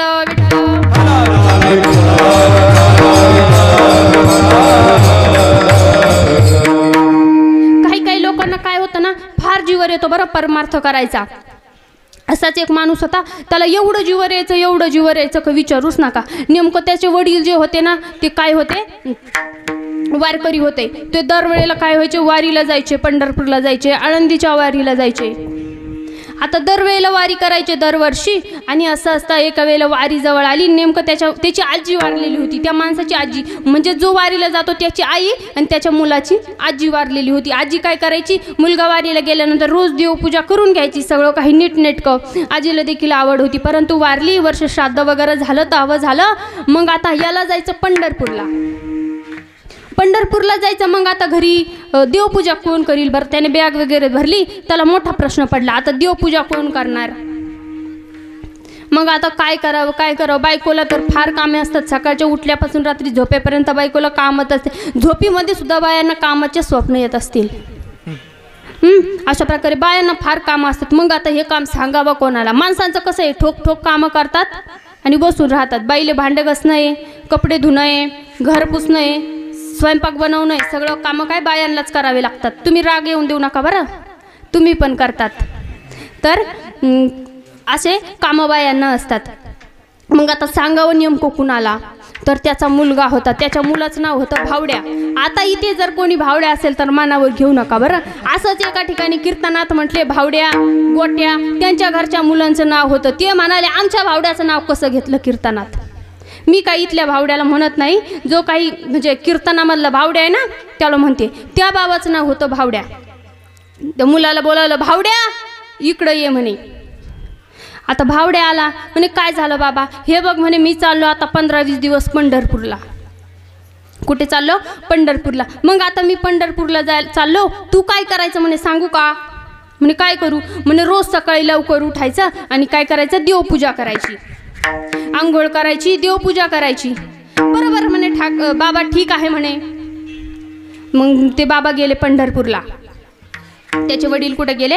पंढरपूरला. आणि दुसरा दिवस उगावला. याला काय सांगितलेलं होतं, देवपूजा करायची. हा 8 वाजे लोक झोपून राहिले. तेवढ्यात त्याची आई आली, म्हणाली अरे भावड्या उठ ना, तुझ्या वडिलांनी तुला देवपूजा करायला सांगितली आणि तू कुशाल पसारला म्हणे, उठ.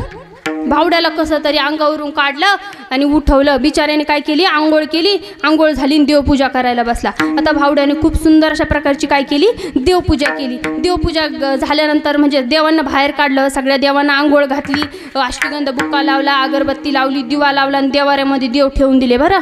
मग असंच दुसऱ्या दिवशी उठला, दुसऱ्या दिवशी देवपूजा केली, तिसऱ्या दिवशी उठला, तिसऱ्या दिवशी देवपूजा, चौथ्या दिवशी, 5व्या दिवशी काय झालं, त्याला जीवर आलं. आता ते म्हणाला का ग आई, आता हे रोजच आहे का मला, लवकर उठायचं, आंघोळ करायची, देवाला काढायचं, धुवायचं, पुसायचं, ठेवायचं, अष्टगंध बुक्का लावायचा, अगरबत्ती लावायची, दिवा लावायचा, रोजच का म्हणे आता हा ताण. म्हणे भावड्या ताण आहे का म्हणे, तुझ्या वडिलांना सांगितलं नाही तर घरी आल्यावर तुझी खैर नाही म्हणे तुझे वडील. मग आता भीतीने बिचाऱ्याने 6व्या दिवशी केली, 7व्या दिवशी, 8व्या दिवशी त्याने काय केलं माहिती का, एक बकेट आणली बाहेरून, तिला चरड बांधून आणलं, एक रुमाल घेतला, त्याच्यामध्ये सगळे देव टाकले, गाठोडं बांधलं, गेला घेऊन विहिरीवर. कशाला, एकटीच देव धुवून आणतो म्हणे मी. आता विहिरीवर गेला आणि तिथं गेल्यानंतर त्याने काय केलं, सगळे देव सोडले त्या रुमालातले आणि बकेटमध्ये टाकले, बादलीमध्ये. ती बादली काय केली, विहिरीमध्ये सोडून दिली बरं. आता विहिरीमध्ये ती बादली सोडली, त्याच्यात काही देव कशाचे असतात, चांदीचे, काही देव पितळाचे. जे जड जड देव होते ना ते बकेटमध्ये खाली जाऊन बसले, जे हलके देव होते ते पाण्यावर तरंगू लागले. आता केवढी ही पंचायत. मग त्याने काय केलं, जेवढे देव बकेटमध्ये होते तेवढे उचलले, बाहेर काढले, पुसले, घरी येऊन देवाऱ्यात नेऊन ठेवून दिले. तेवढ्यात त्याची आई आली, भावड्या बाकीचे देव कुठेत. आणि एवढे आणले तर त्यांना अष्टगंध बुक का लावला नाही म्हणे. म्हणे अगं आई, विहिरीवर देव धुवायला घेऊन गेलो होतो, बाकीच्या देवांनी आत्महत्या केली म्हणून यांना अष्टगंध बुक्का लावला नाही म्हणे. यांना काय पडलं म्हणे, सुतक पडलं. आता देवाला कुठे सुतक पडतंय वय, आता यांना काय पडलं म्हणे, सुतक पडलं. मग आता असं ऐकल्यानंतर आई गेली किचनमधून, झाडूच घेऊन आली. महाराज असा धोपटावला भावड्याला, काय विचारता, विठाल विठाल.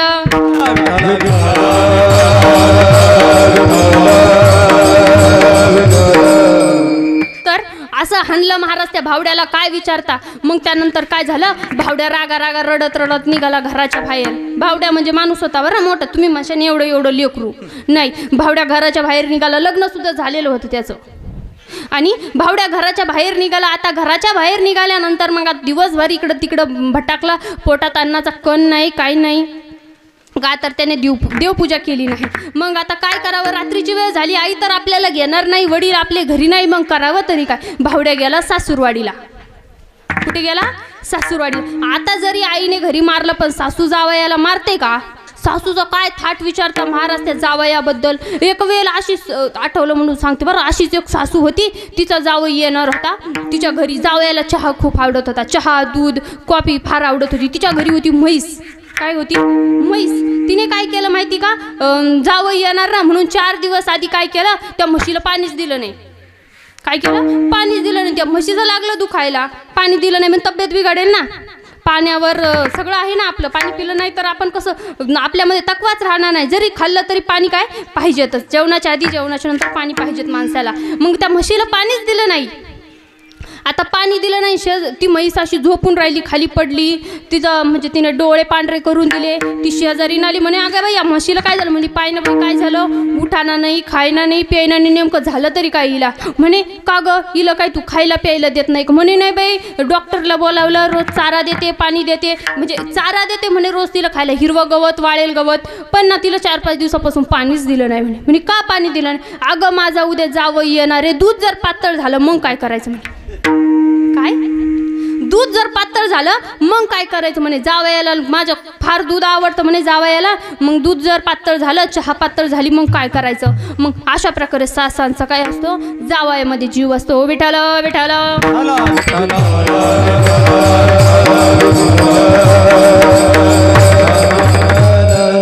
अशा प्रकारे काय असतं, सासूबाईचा जावयामध्ये जीव असतो. मग आता हा भावड्या नावाचा जो जावई होता ना, सासूरवाडीला गेला. आणि सासूरवाडीला गेल्यानंतर मग सासूबाईने महाराज काय जावयाचा थाट विचारता, बसायला मस्त अशी गालीच्यासारखी खुर्ची. मग खुर्चीवर जावई बसला. चहा करू की कॉफी? जावई म्हणाला कॉफी करा. कॉफी घरून मार खाऊन आला, सासूला म्हणतो कॉफी करा. आता सासूने मान राखला. कसं आहे, नाकाचा मोती ठेवी गहाण, राखे जावयाचा मान.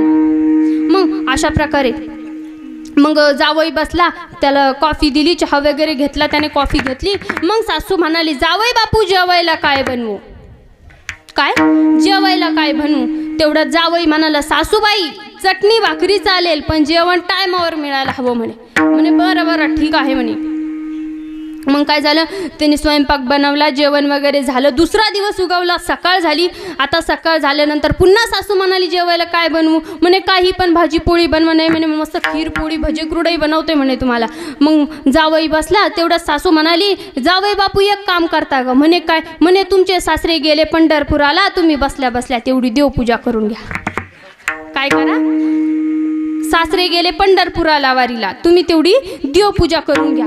आता जावई घरून भांडण करून आईकडून निघून आला. इथे सासूला नाही म्हणून चालेल का? बसला महाराज देवपूजा करायला. पहिल्या दिवसाची देवपूजा केली, दुसऱ्या दिवसाची केली, तिसऱ्या दिवसाची, चौथ्या दिवशी ठरवलं आता काय जीवच ठेवायचं नाही म्हणे. काय करायचं आता? जीवच ठेवायचं नाही म्हणे, मला जीवच द्यायचं म्हणे. मग त्या भावड्याने काय केलं, निघाला महाराज रस्त्यानी, शेताच्या रस्त्यानी. आणि अर्ध्या रस्त्यात गेल्यानंतर तिथे काय झालं तर तिथे एक आहे ना विहीर होती. विहिरीला पावसाळा होता, पुष्कळ पाणी होतं. त्याने ठरवलं आता आत्महत्या करायची, या विहिरीमध्ये जीव द्यायचा. तेवढ्यात विहिरीचा मालक आला. याला म्हणाला, अरे का जीव देतो माझ्या विहिरीमध्ये? अरे माझ्यावर सगळा आळ येईल, तू जर आत्महत्या केली तर लोक म्हणतील तू ढकलून दिला, तुझी काहीतरी भांडण असेल त्याच्यासोबत. अरे बाबा माझ्या विहिरीमध्ये काय तू जीव देऊ नको बाबा, झालं तरी काय ते तरी मला सांग. म्हणे मला आता जीवच ठेवायचं नाही, मला मरायचंच म्हणे. म्हणे अरे जीव नको देऊ, तुला काय हवं का? पैसा हवा, घर हवं, गाडी हवी, तुला काय हवं ते सांग. नाही मला जीवच ठेवायचं नाही. तुला काम करायचं जीवर आलं का? नाही म्हणे. म्हणे मग माझ्या घरी चाल. तू कोण म्हणाला? विहिरीचा मालक, शेताचा मालक. माझ्या घरी चाल. घरी गेल्यानंतर ना तुला काहीच काम दाना नाही, बसायचं, खायचं, झोपायचं, फोन बघायचा, फक्त बसल्या बसल्या देवपूजा करायची सकाळी. कोण म्हणाला? विहिरीचा मालक. घरून सासूकडं आला, सासूकून जीव द्यायला गेला. तिथे पण काय पडलं, त्याच्या गळ्यामध्ये देवपूजा पडली. मग त्याने काय केलं, खरंच उडी घेतली. तर अशी काही काही माणसं असतात महाराज जे देवपूजापासून, या भक्ती परमार्थापासून लांब लांब पळतात. विठाल विठाल.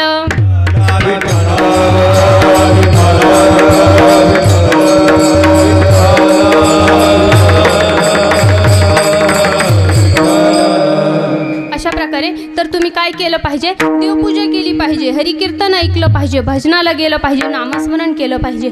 आता वारकरी संप्रदायाच्या नियमानुसार पांडुरंगाचं भजन होईल. सर्वांनी वर हात करा. महिला मंडळ, पुरुष मंडळ वर हात. ज्याने वर हात केले नाही त्याला शेजारच्याची शपथ. वर हात करा, बघून घ्या शेजारी. विठोबा कुमार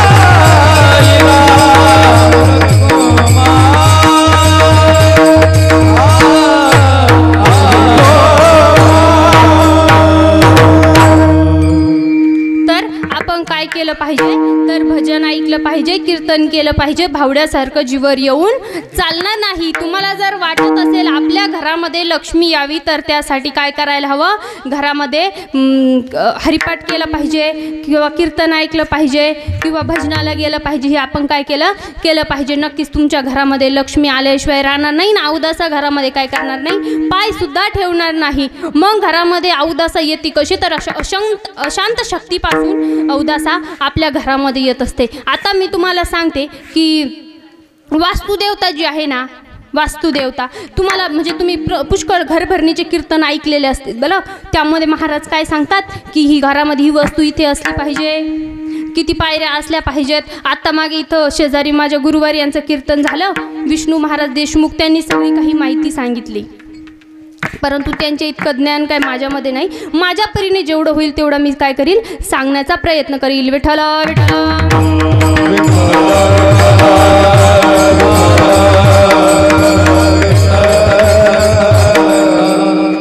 तर वास्तुदेवता जी आहे ना ती कशा प्रकारे तयार झाली हे मी तुम्हाला सांगते, किंवा वास्तुपूजा का केली जाते हे मी तुम्हाला सांगते. तर वास्तुपूजा दोष असतात म्हणून करावी लागते. तसेच भगवान शंकर आहेत ना, भोले बाबा, एका वेळेला काय झालं, अंधकासूर नावाचा एक राक्षस होता. कोण? अंधकासूर. अंधकासुराच्या राक्षसासोबत भगवान शंकराचं काय झालं, युद्ध सुरू झालं. काहीतरी कारणास्तव युद्ध सुरू झालं. आता अंधकासुरासोबत युद्ध सुरू झाल्यानंतर मग भगवान शंकर युद्ध संपल्यानंतर फार थकले बरं. त्यांना ना थकवा आला, ते खाली बसले आणि खाली बसल्यानंतर काय झालं तर त्यांच्या अंगातून घाम येऊ लागला. काय झालं, घाम येऊ लागला. आता भगवंताचा घाम सुद्धा काय आहे, एक शक्ती आहे. काय आहे, एक शक्ती आहे. ते सुद्धा देव आहेत. देवाच्या डोळ्यातून अश्रू येऊ तो देखील एक चांगली शक्ती आहे. भगवंताच्या अंगाचा घाम निघू ते देखील काय आहे, एक शक्ती आहे. मग देवाच्या अंगातून ना घाम निघू लागला आणि त्या घामापासून आहे ना एक देवता तयार झाली. देवता तर तयार झाली, पण त्या देवतेला नावच दिलं गेलं नाही. तेव्हाच तात्काळ नावच दिलं गेलं नाही. मग आता नाव दिलं गेलं नाही, ती काय झाली, ती देवत्याला राग आला. मग त्याने काय केलं, महाकाय शरीर त्याने काय केलं, धारण केलं. ती देवता अशी मोठमोठी होऊ लागली. मग काय करू लागली, कोणाला खाऊ लागली, कोणाला मारू लागली, पक्ष्यांना, प्राण्यांना, मनुष्यांना. पूर्वी कशाचं जंगलामध्ये ऋषीमुनी वगैरे राहायचे, ब्राह्मण, त्यांना खाऊ लागली बरं. काही देवतावर सुद्धा. मग आता याला काय वाटलं, इंद्रदेवांना काय वाटलं की ही महाकाय शरीर जर असंच कुणाला खाऊ लागलं तर आपल्याला आपलं पद सोडावं लागेल. असं कुणाला वाटलं, इंद्रदेवाला वाटलं. मग आता आपल्याला आपलं पद सोडावं लागेल, मग काहीतरी करायला हवं. मग इंद्रदेव ना भगवान विष्णूकडे गेले. सगळे देव एकत्र आले, भगवान विष्णूकडे गेले. त्यांना सांगितलं, देवा, भगवान शंकराच्या घामापासून महाकाय शरीर तयार झालं, त्याला नाव देण्यात आलं नाही, तर मग आता करावं काय. ते खूप नासधूस करते, पक्ष्यांना खातंय, प्राण्यांना खातंय, आपल्या पृथ्वीला आणि स्वर्गाला काय आहे, धोका आहे, म्हणून काहीतरी करा. मग देवाने काय केलं माहिती का, 45 देवता तयार केले. किती? 45. आता खरं बघायला गेलं ना, आपण वास्तुशांती किती 2 नाही ते 3 दिवसामध्ये पार करतो. काही लोक एका दिवसात सत्यनारायणाची पूजा ठेवतात आणि वास्तुशांतीची पूजा करून घेतात. खरं तर ती पूजा किती 45 दिवस चालली पाहिजे. किती? 45. आपण करू का? नाही, आपल्याकडनं नाही होणार. परंतु ना ती 45 दिवसाची खरी पूजा असते. मग काय केलं, देवाने 45 देवता तयार केल्या, निर्माण केल्या. आणि त्या 45चे 45 देवता कुठे गेल्या, त्या महाकाय शरीराकडे गेल्या. त्याला काय केलं, दाबून ठेवलं. सगळे देवता काय, सगळ्यांनी असं हाताने त्याला खाली दाबून ठेवलं. आता त्या महाकाय शरीराला दाबून ठेवलं. दाबल्यानंतर त्याचं तोंड कुणीकडे झालं, ईशान्य दिशेला झालं. शास्त्रामध्ये सांगितलंय बरं, त्याचं तोंड कुणीकडे झालं, ईशान्य दिशेला झालं. आता ईशान्य दिशेला तोंड झाल्यानंतर पुष्कळ वेळापर्यंत, काही वर्ष म्हणायला हरकत नाही, वर्षापर्यंत, काही वर्षापर्यंत, अनेक वर्षापर्यंत ते शरीर तसंच 45 देवतांनी काय ठेवलं, दाबून ठेवलं. आता त्या शरीराला दाबून ठेवलं. मग ते शरीर देवाला म्हणू लागलं की देवा, हे परमात्मा, माझी मुक्ती कशी होईल. तुम्ही मला ह्या 45 देवतांचा श्राप दिला, त्यांनी मला इथे दाबून ठेवलं, मग माझी मुक्ती कशी होईल. त्यावेळेला भगवंत काय म्हणाले माहिती का, अरे महाकाय शरीरा, त्यावेळेला माझं चुकलंच, मी तुला नाव दिलं नाही, पण मी आता तुला नाव देतो. काय तर वास्तू. काय वास्तू असं नाव कोणी दिलं? भगवंताने त्या शरीराला दिलं, महाकाय शरीराला. ज्या वेळेला एखादा मोठं नवं घर बांधेल, ज्या वेळेला त्याची पूजा होईल त्यावेळेला काय तुला तिथे प्रथम काय देईल? मान दिल्या जाईल. आता कसं एखाद्या चांगल्या कार्यक्रमाचं म्हणजे नियोजन करतात किंवा सुरुवात करतात त्यावेळेला गणेशाची पूजा केली जाते, भगवान गणेशाला तिथे मान असतो ना. तसं सत्यनारायणाच्या पूजामध्ये आपण काय म्हणतो? वास्तुशांती आहे. आपल्या काही लोकांना वास्तुशांती या शब्दाचा अर्थ माहीत नाही, पण आपण काय म्हणतो? घरभरणी आहे. घरभरणी आणि वास्तुशांती एकच. मग आता त्या देवताला, त्या महाकाय शरीराला काय नाव दिलं? तर वास्तुशांती असं नाव दिलं, वास्तू नाव दिलं. मग आता कसं होईल? तर आता मी तुला या श्रापातून मुक्ती देतो. 45 देवता देखील त्या घरामध्ये ज्या दिवशी पूजा राहील त्या घरामध्ये तुझ्यासोबत उपस्थित राहतील असं भगवंत म्हणाले. बरं, मग आता 45 देवता तुझ्या सोबत राहतील, तू 146 राहशील म्हणे तिथं. मग आता असं होईल म्हणे की तुला मी मुक्ती देतो. जेव्हा तुला त्यावेळेला नाव द्यायचं राहून दिलं, आतापासून जेव्हा एखाद्या घराची पूजा होईल किंवा वास्तुशांतीची पूजा होईल तिथं काय होईल? तुला प्रथम मान देण्यात येईल, म्हणून तुला वास्तुशांती देवता असं नाव दिलं जाईल. विठ्ठल विठ्ठल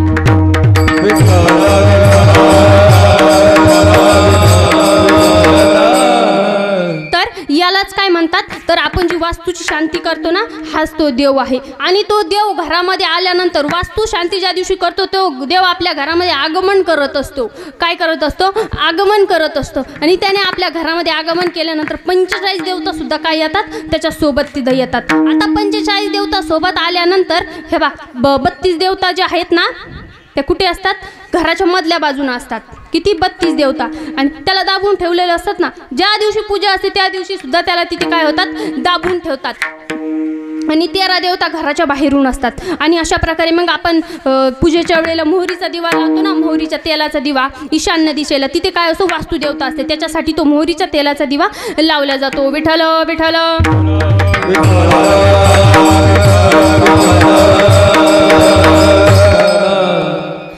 अशा प्रकारे ही वास्तुदेवता आहे. आणि ही वास्तुदेवता भगवंताच्या, भगवान शंकराच्या घामापासून निर्माण झाली, हे मी तुम्हाला सांगते. आता तुम्हाला यापुढेही दुसरं उदाहरण द्यायचं झालं तर म्हणजे असं की पहिल्या सूट, आता कधी कधी प्रश्न पडतो, म्हणजे आपल्याला पारमार्थिक जास्त प्रश्न पडतच नाही, संसारातलेच पडतात, परंतु एखाद्याला पडला तर पडला. त्यासाठी सांगून देते की पहिल्या सूट वास्तुशांती पूजा कोणी केली? काय वास्तुशांती पूजा कोणी केली हे मी तुम्हाला सांगते. तर काय झालं? पार्वती माता आहेत ना, भगवान शंकराची पत्नी पार्वती माता. पार्वती माताला ना असं त्या म्हणजे ब्रह्मांडामध्ये चक्कर मारत होत्या, फिरत होत्या वातावरण. तर त्यांना बघितलं की सगळ्या देवांचे घर आहे म्हणे. काय आहे? सगळ्या घरांचे देव आहे. इंद्राचं म्हणजे इंद्राचं घर आहे किंवा अनेक जे देव आहेत ना सगळ्यांचे घर आहे म्हणे. मग आता महाविष्णूचं घर आहे. महाविष्णू शेषनागावर राहतात तरी पण त्यांचं काय होतं? घर होतं. मग सर्वांचे घर आहे म्हणे, फक्त आपलंच घर नाही. पार्वती माता गेल्या घरी जाऊन रुसून बसल्या. तेवढ्यात भोले बाबा आले, महादेव बाबा, आणि म्हणाले पार्वती काय झालं? काही नाही म्हणे, सगळ्यांचे घर आहे, फक्त आपलंच घर नाही म्हणे. काही नाही, फक्त आपलंच घर नाही, आपलं सुद्धा घर असायला पाहिजे म्हणे. एवढंच ना, अगं छोटंसं घर काय तुझ्यासाठी मी महाल बांधून देईन म्हणे. काय करील? मी महाल बांधून देईन म्हणे. भगवान शंकर म्हणाले मी तुझ्यासाठी महाल बांधून देईन. मग आता महाल बांधून देईन म्हटल्यानंतर घर तर बांधायचं, त्याच्यासाठी काय लागतो? मिस्त्री. मग आता मिस्त्री कोण? तर देवाचा एक जवळचा मित्र होता, कुबेर देवता. माहिती ना, धनाची देवता कुबेर.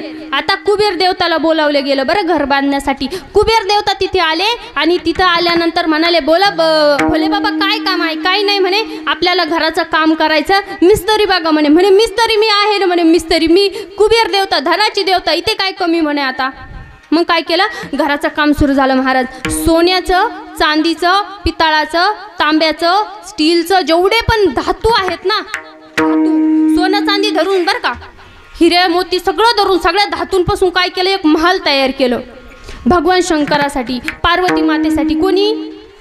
कुबेर देवतानी. आता महाल तर तयार केलं, म्हणून आता पूजा करावी लागेल. वास्तुदेवता कोणी तयार केली? भगवान शंकरांनी. पूजा कुणाच्या घराची?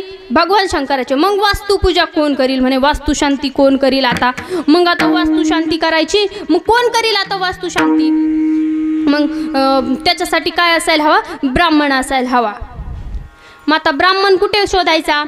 तेव्हाच्या काळामध्ये ना, त्या युगामध्ये काय होतं तर सगळ्यात म्हणजे वेद पारंगत ब्राह्मण होता तो म्हणजे राजा रावण. कोण? राजा रावण. आता राजा रावणाला निमंत्रण दिलं. राजा रावण तिथे आला कैलासामध्ये, एवढं मोठं महल बघितलं, खुश झाला आणि पूजेला सुरुवात झाली. महाराज, जसं की मी तुम्हाला सांगितलं 45 दिवस पूजा चालली पाहिजे. 45 दिवस काय त्या महालाची पूजा चालू होती. 45 दिवस पूर्ण झाल्यानंतर, पूजा पूर्ण झाल्यानंतर काय द्यावे लागते? दक्षिणा. ब्राह्मण बाबाला दक्षिणा द्यावी लागते. मग आता दक्षिणा द्यायची, मग काय द्यायचं? भोले बाबा म्हणाले, भोले बाबाकडे काय कमी का? बोला तुम्हाला काय हवं. रावण ब्राह्मण, बोला तुम्हाला काय हवं. आता रावण म्हणाला, देवा दक्षिणा तर पाहिजे, माफी करा, पण तुम्ही जे महल बांधलं ना तेच मला फार आवडलं, तेच मला देऊन टाका म्हणे. कोण म्हणाला? रावण. मग आता ब्राह्मणाने काही मागितलं, भगवंत नाही म्हणतील असं आहे का? देवाने काय केलं? रावणाला ते देऊन टाकलं. तेच रावणाने उचललं आणि लंकेमध्ये आणून ठेवलं. त्यालाच म्हणतात सोन्याची लंका. आपण म्हणतो रावणाची सोन्याची लंका, पण सोन्याची लंका कुणाची? भोले बाबाची. ती भोले बाबांना दान दिली तेव्हा रावणाने ती आणून ठेवली. कशी आहे ती सोन्याची लंका? तुकोबराय सांगतात, लंके माझे घरे किती ती ऐका, सांगत से संख्या जैसी तैसी, 5 लक्ष घरे पाषाणांची जेथे, 7 लक्ष तेथे विटे बंदी, कोटी घरी जेथे काशा आणि तांब्यांची, शुद्ध कांचनांची सप्तकोटी, तुका म्हणे ज्याची संपदा एवढी, सांगतो कवडी गेली नाही विठ्ठल.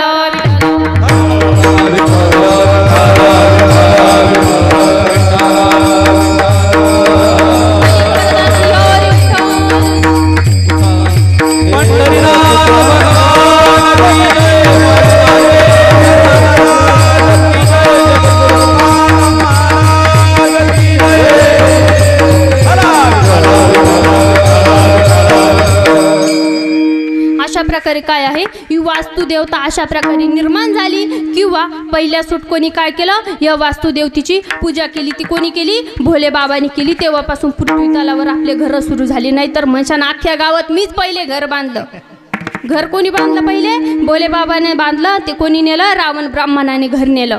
तर अशा प्रकारे तर शास्त्रामध्ये सांगितलेलं आहे की घरासमोर कोणती झाडं असायला हवीत. बरं, घरासमोर ना केळीचं झाड असणं चांगलं असतं. बरं, कारण की काही काही लोक काय म्हणतात, केळीचं झाड नको, परंतु केळीचं झाड हे असतं चांगलं असतं. शास्त्रामध्ये लिहिलेलं. बरं, माझ्या मनाने नाही सांगत. तुम्हाला वाटत असं नीला केळं खायला आवडतात म्हणून म्हणते, तसं काही नाही. बरं, शास्त्रामध्ये सांगितलेलं आहे केळीच. आता आपण समजा आपल्या घरामध्ये एखादी पूजा असते, आपण काय असतो, केळीची पानं तोडून आणतो, काय करतो, तिथे लावतो ना. मग केळीचं झाड कसं आहे? चांगलं आहे. मग केळीचं झाड घरासमोर असलं तर काही हरकत नाही. त्याच्यानंतर दुसरे झाडं सांगायचे झाले तर जे झाडं घराजवळ नसावेत, कुठले? काट्याचं झाड, कुठलेही काट्याचं झाड असू द्या, ते घराजवळ नसावं.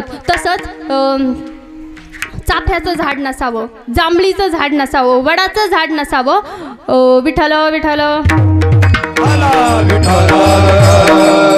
अशा प्रकारचे झाडं काय घरासमोर नसावे. तसं पिंपळाचं सुद्धा घरासमोर झाड नसावं. असलं जरी ना 28 फूट लांब, कसं घरापासून 28 फूट लांब ते घर असायला हवं. विठ्ठल विठ्ठल विठ्ठल. अशा प्रकारे शास्त्रामध्ये वर्णन केलेलं आहे. आज या ठिकाणी माझ्या परीने जेवढं होईल तेवढं मी काय केलेलं आहे, बोलण्याचा प्रयत्न केलेला आहे. म्हणून महाराज काय म्हणतात, वास्तुशांती जर करायची असेल तर हरिकीर्तन ठेवा. काय करा? हरिकीर्तन ठेवा. आणि हरिकीर्तन हा पाया कोणी रचलेला आहे तर ज्ञानोबारायांनी रचलेला आहे. कोणी रचलेला आहे? ज्ञानोबारायांनी, तुकोबारायांनी, संत एकनाथ बाबांनी, संत बहिणाबाई, संत जनाबाई, संत मीराबाई असे अनेक संत होऊन गेले. त्यांनी सर्वांनी मिळून काय केलेला आहे, हा पाया भागवत धर्म पुढे नेलेला आहे. आपल्याला काय करायचं? आपल्याला काही सुरुवात नाही करायची. जे संतांनी बनवून ठेवलेलं आहे तेच आपल्याला पुढे न्यायचं आहे. काय करायचं आहे? पुढे न्यायचं. म्हणून आपल्याला कीर्तनाची आवड असायला हवी, भजनाची आवड असायला हवी, भगवंताविषयी आपल्या अंतःकरणामध्ये भाव असायला हवा. काय असायला हवा? भाव असायला हवा. म्हणून हा पाया कोणी रचला तर संत ज्ञानोबारायांनी रचला. आणि ही देवालय कोणी उभी केलं तर संतांनी उभं केलं. ते कसं उभं केलं तर परमार्थाच्या रूपामध्ये उभं केलं. तेच महाराज अभंगाच्या दुसऱ्या चरणात सांगतात.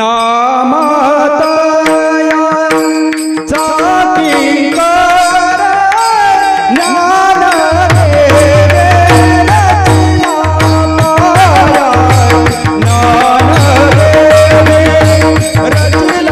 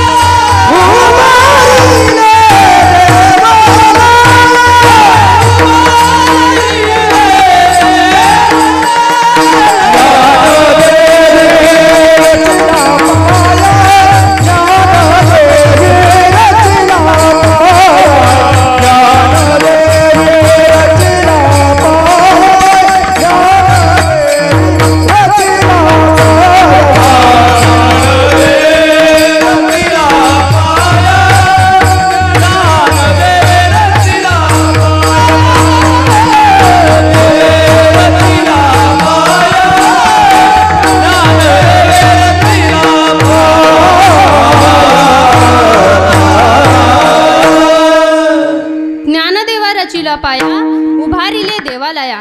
आधी हे प्रमाण दादांनी घेतलं होतं, पण पुन्हा मी काय केलं तेच प्रमाण घेतलं, कारण की ते पूर्ण झालेलं नव्हतं. विठ्ठल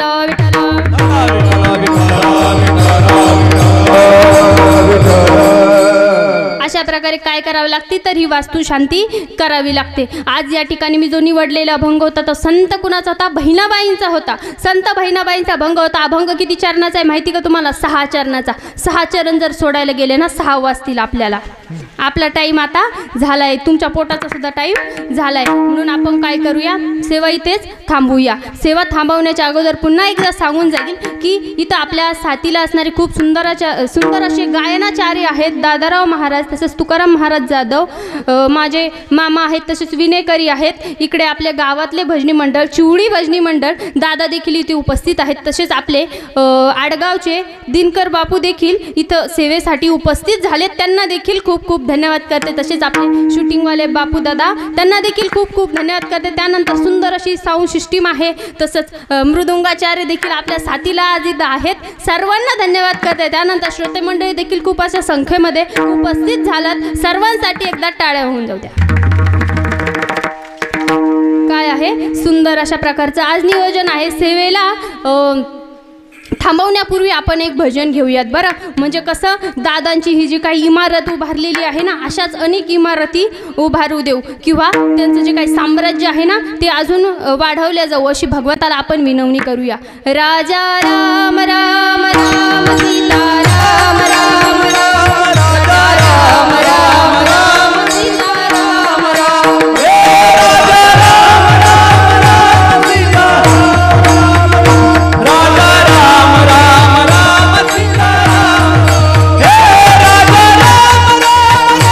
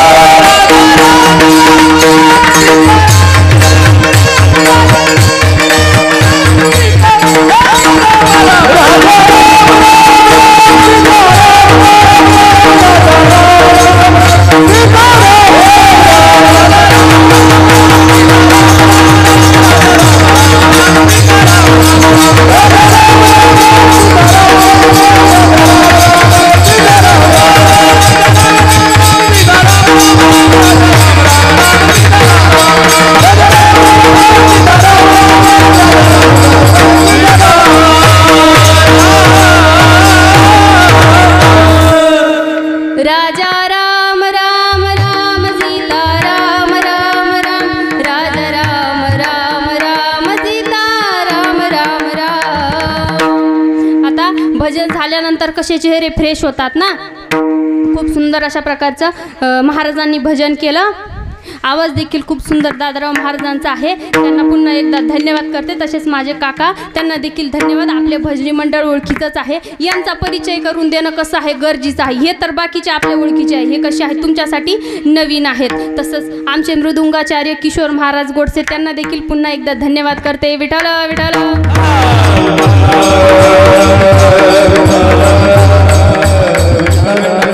आज या ठिकाणी 2 चरणावर मी बोलण्याचा काय केला प्रयत्न केला, म्हणून तुम्हाला जे चांगलं वाटलं असेल ना माझ्या बोलण्यातून ते काय करा, तुम्ही तुमच्यासोबत घेऊन जा. जे काही चुकीचं वाटलं असेल ते माझं मला परत द्या. माझ्या गुरुवाऱ्यांच्या चरणी म्हणजेच शांतीसागर जयराम बाबा गावकर हे माझे गुरुवर्य म्हणजेच माझे आजोबा, त्यांच्या चरणाजवळ बसून नक्कीच मी सुधारवण्याचा प्रयत्न करील. तसेच माझे दुसरे गुरुवर्य माझे काका म्हणजेच तुकाराम महाराज जाधव, तसेच माझे तिसरे गुरुवर्य विष्णूजी महाराज देशमुख, त्यांच्या चरणाजवळ बसून काय करील मी माझे जे चुकीचे दोष आहेत ना ते सुधारवण्याचा प्रयत्न करील. आणि भगवंताच्या चरणी जाता जाता एकच प्रार्थना करील, दादांची अजून अशीच काय हो प्रगती हो, हीच भगवंताच्या चरणी प्रार्थना करते. सेवेला पूर्ण विराम देते. ज्ञानेश्वर ज्ञानेश्वर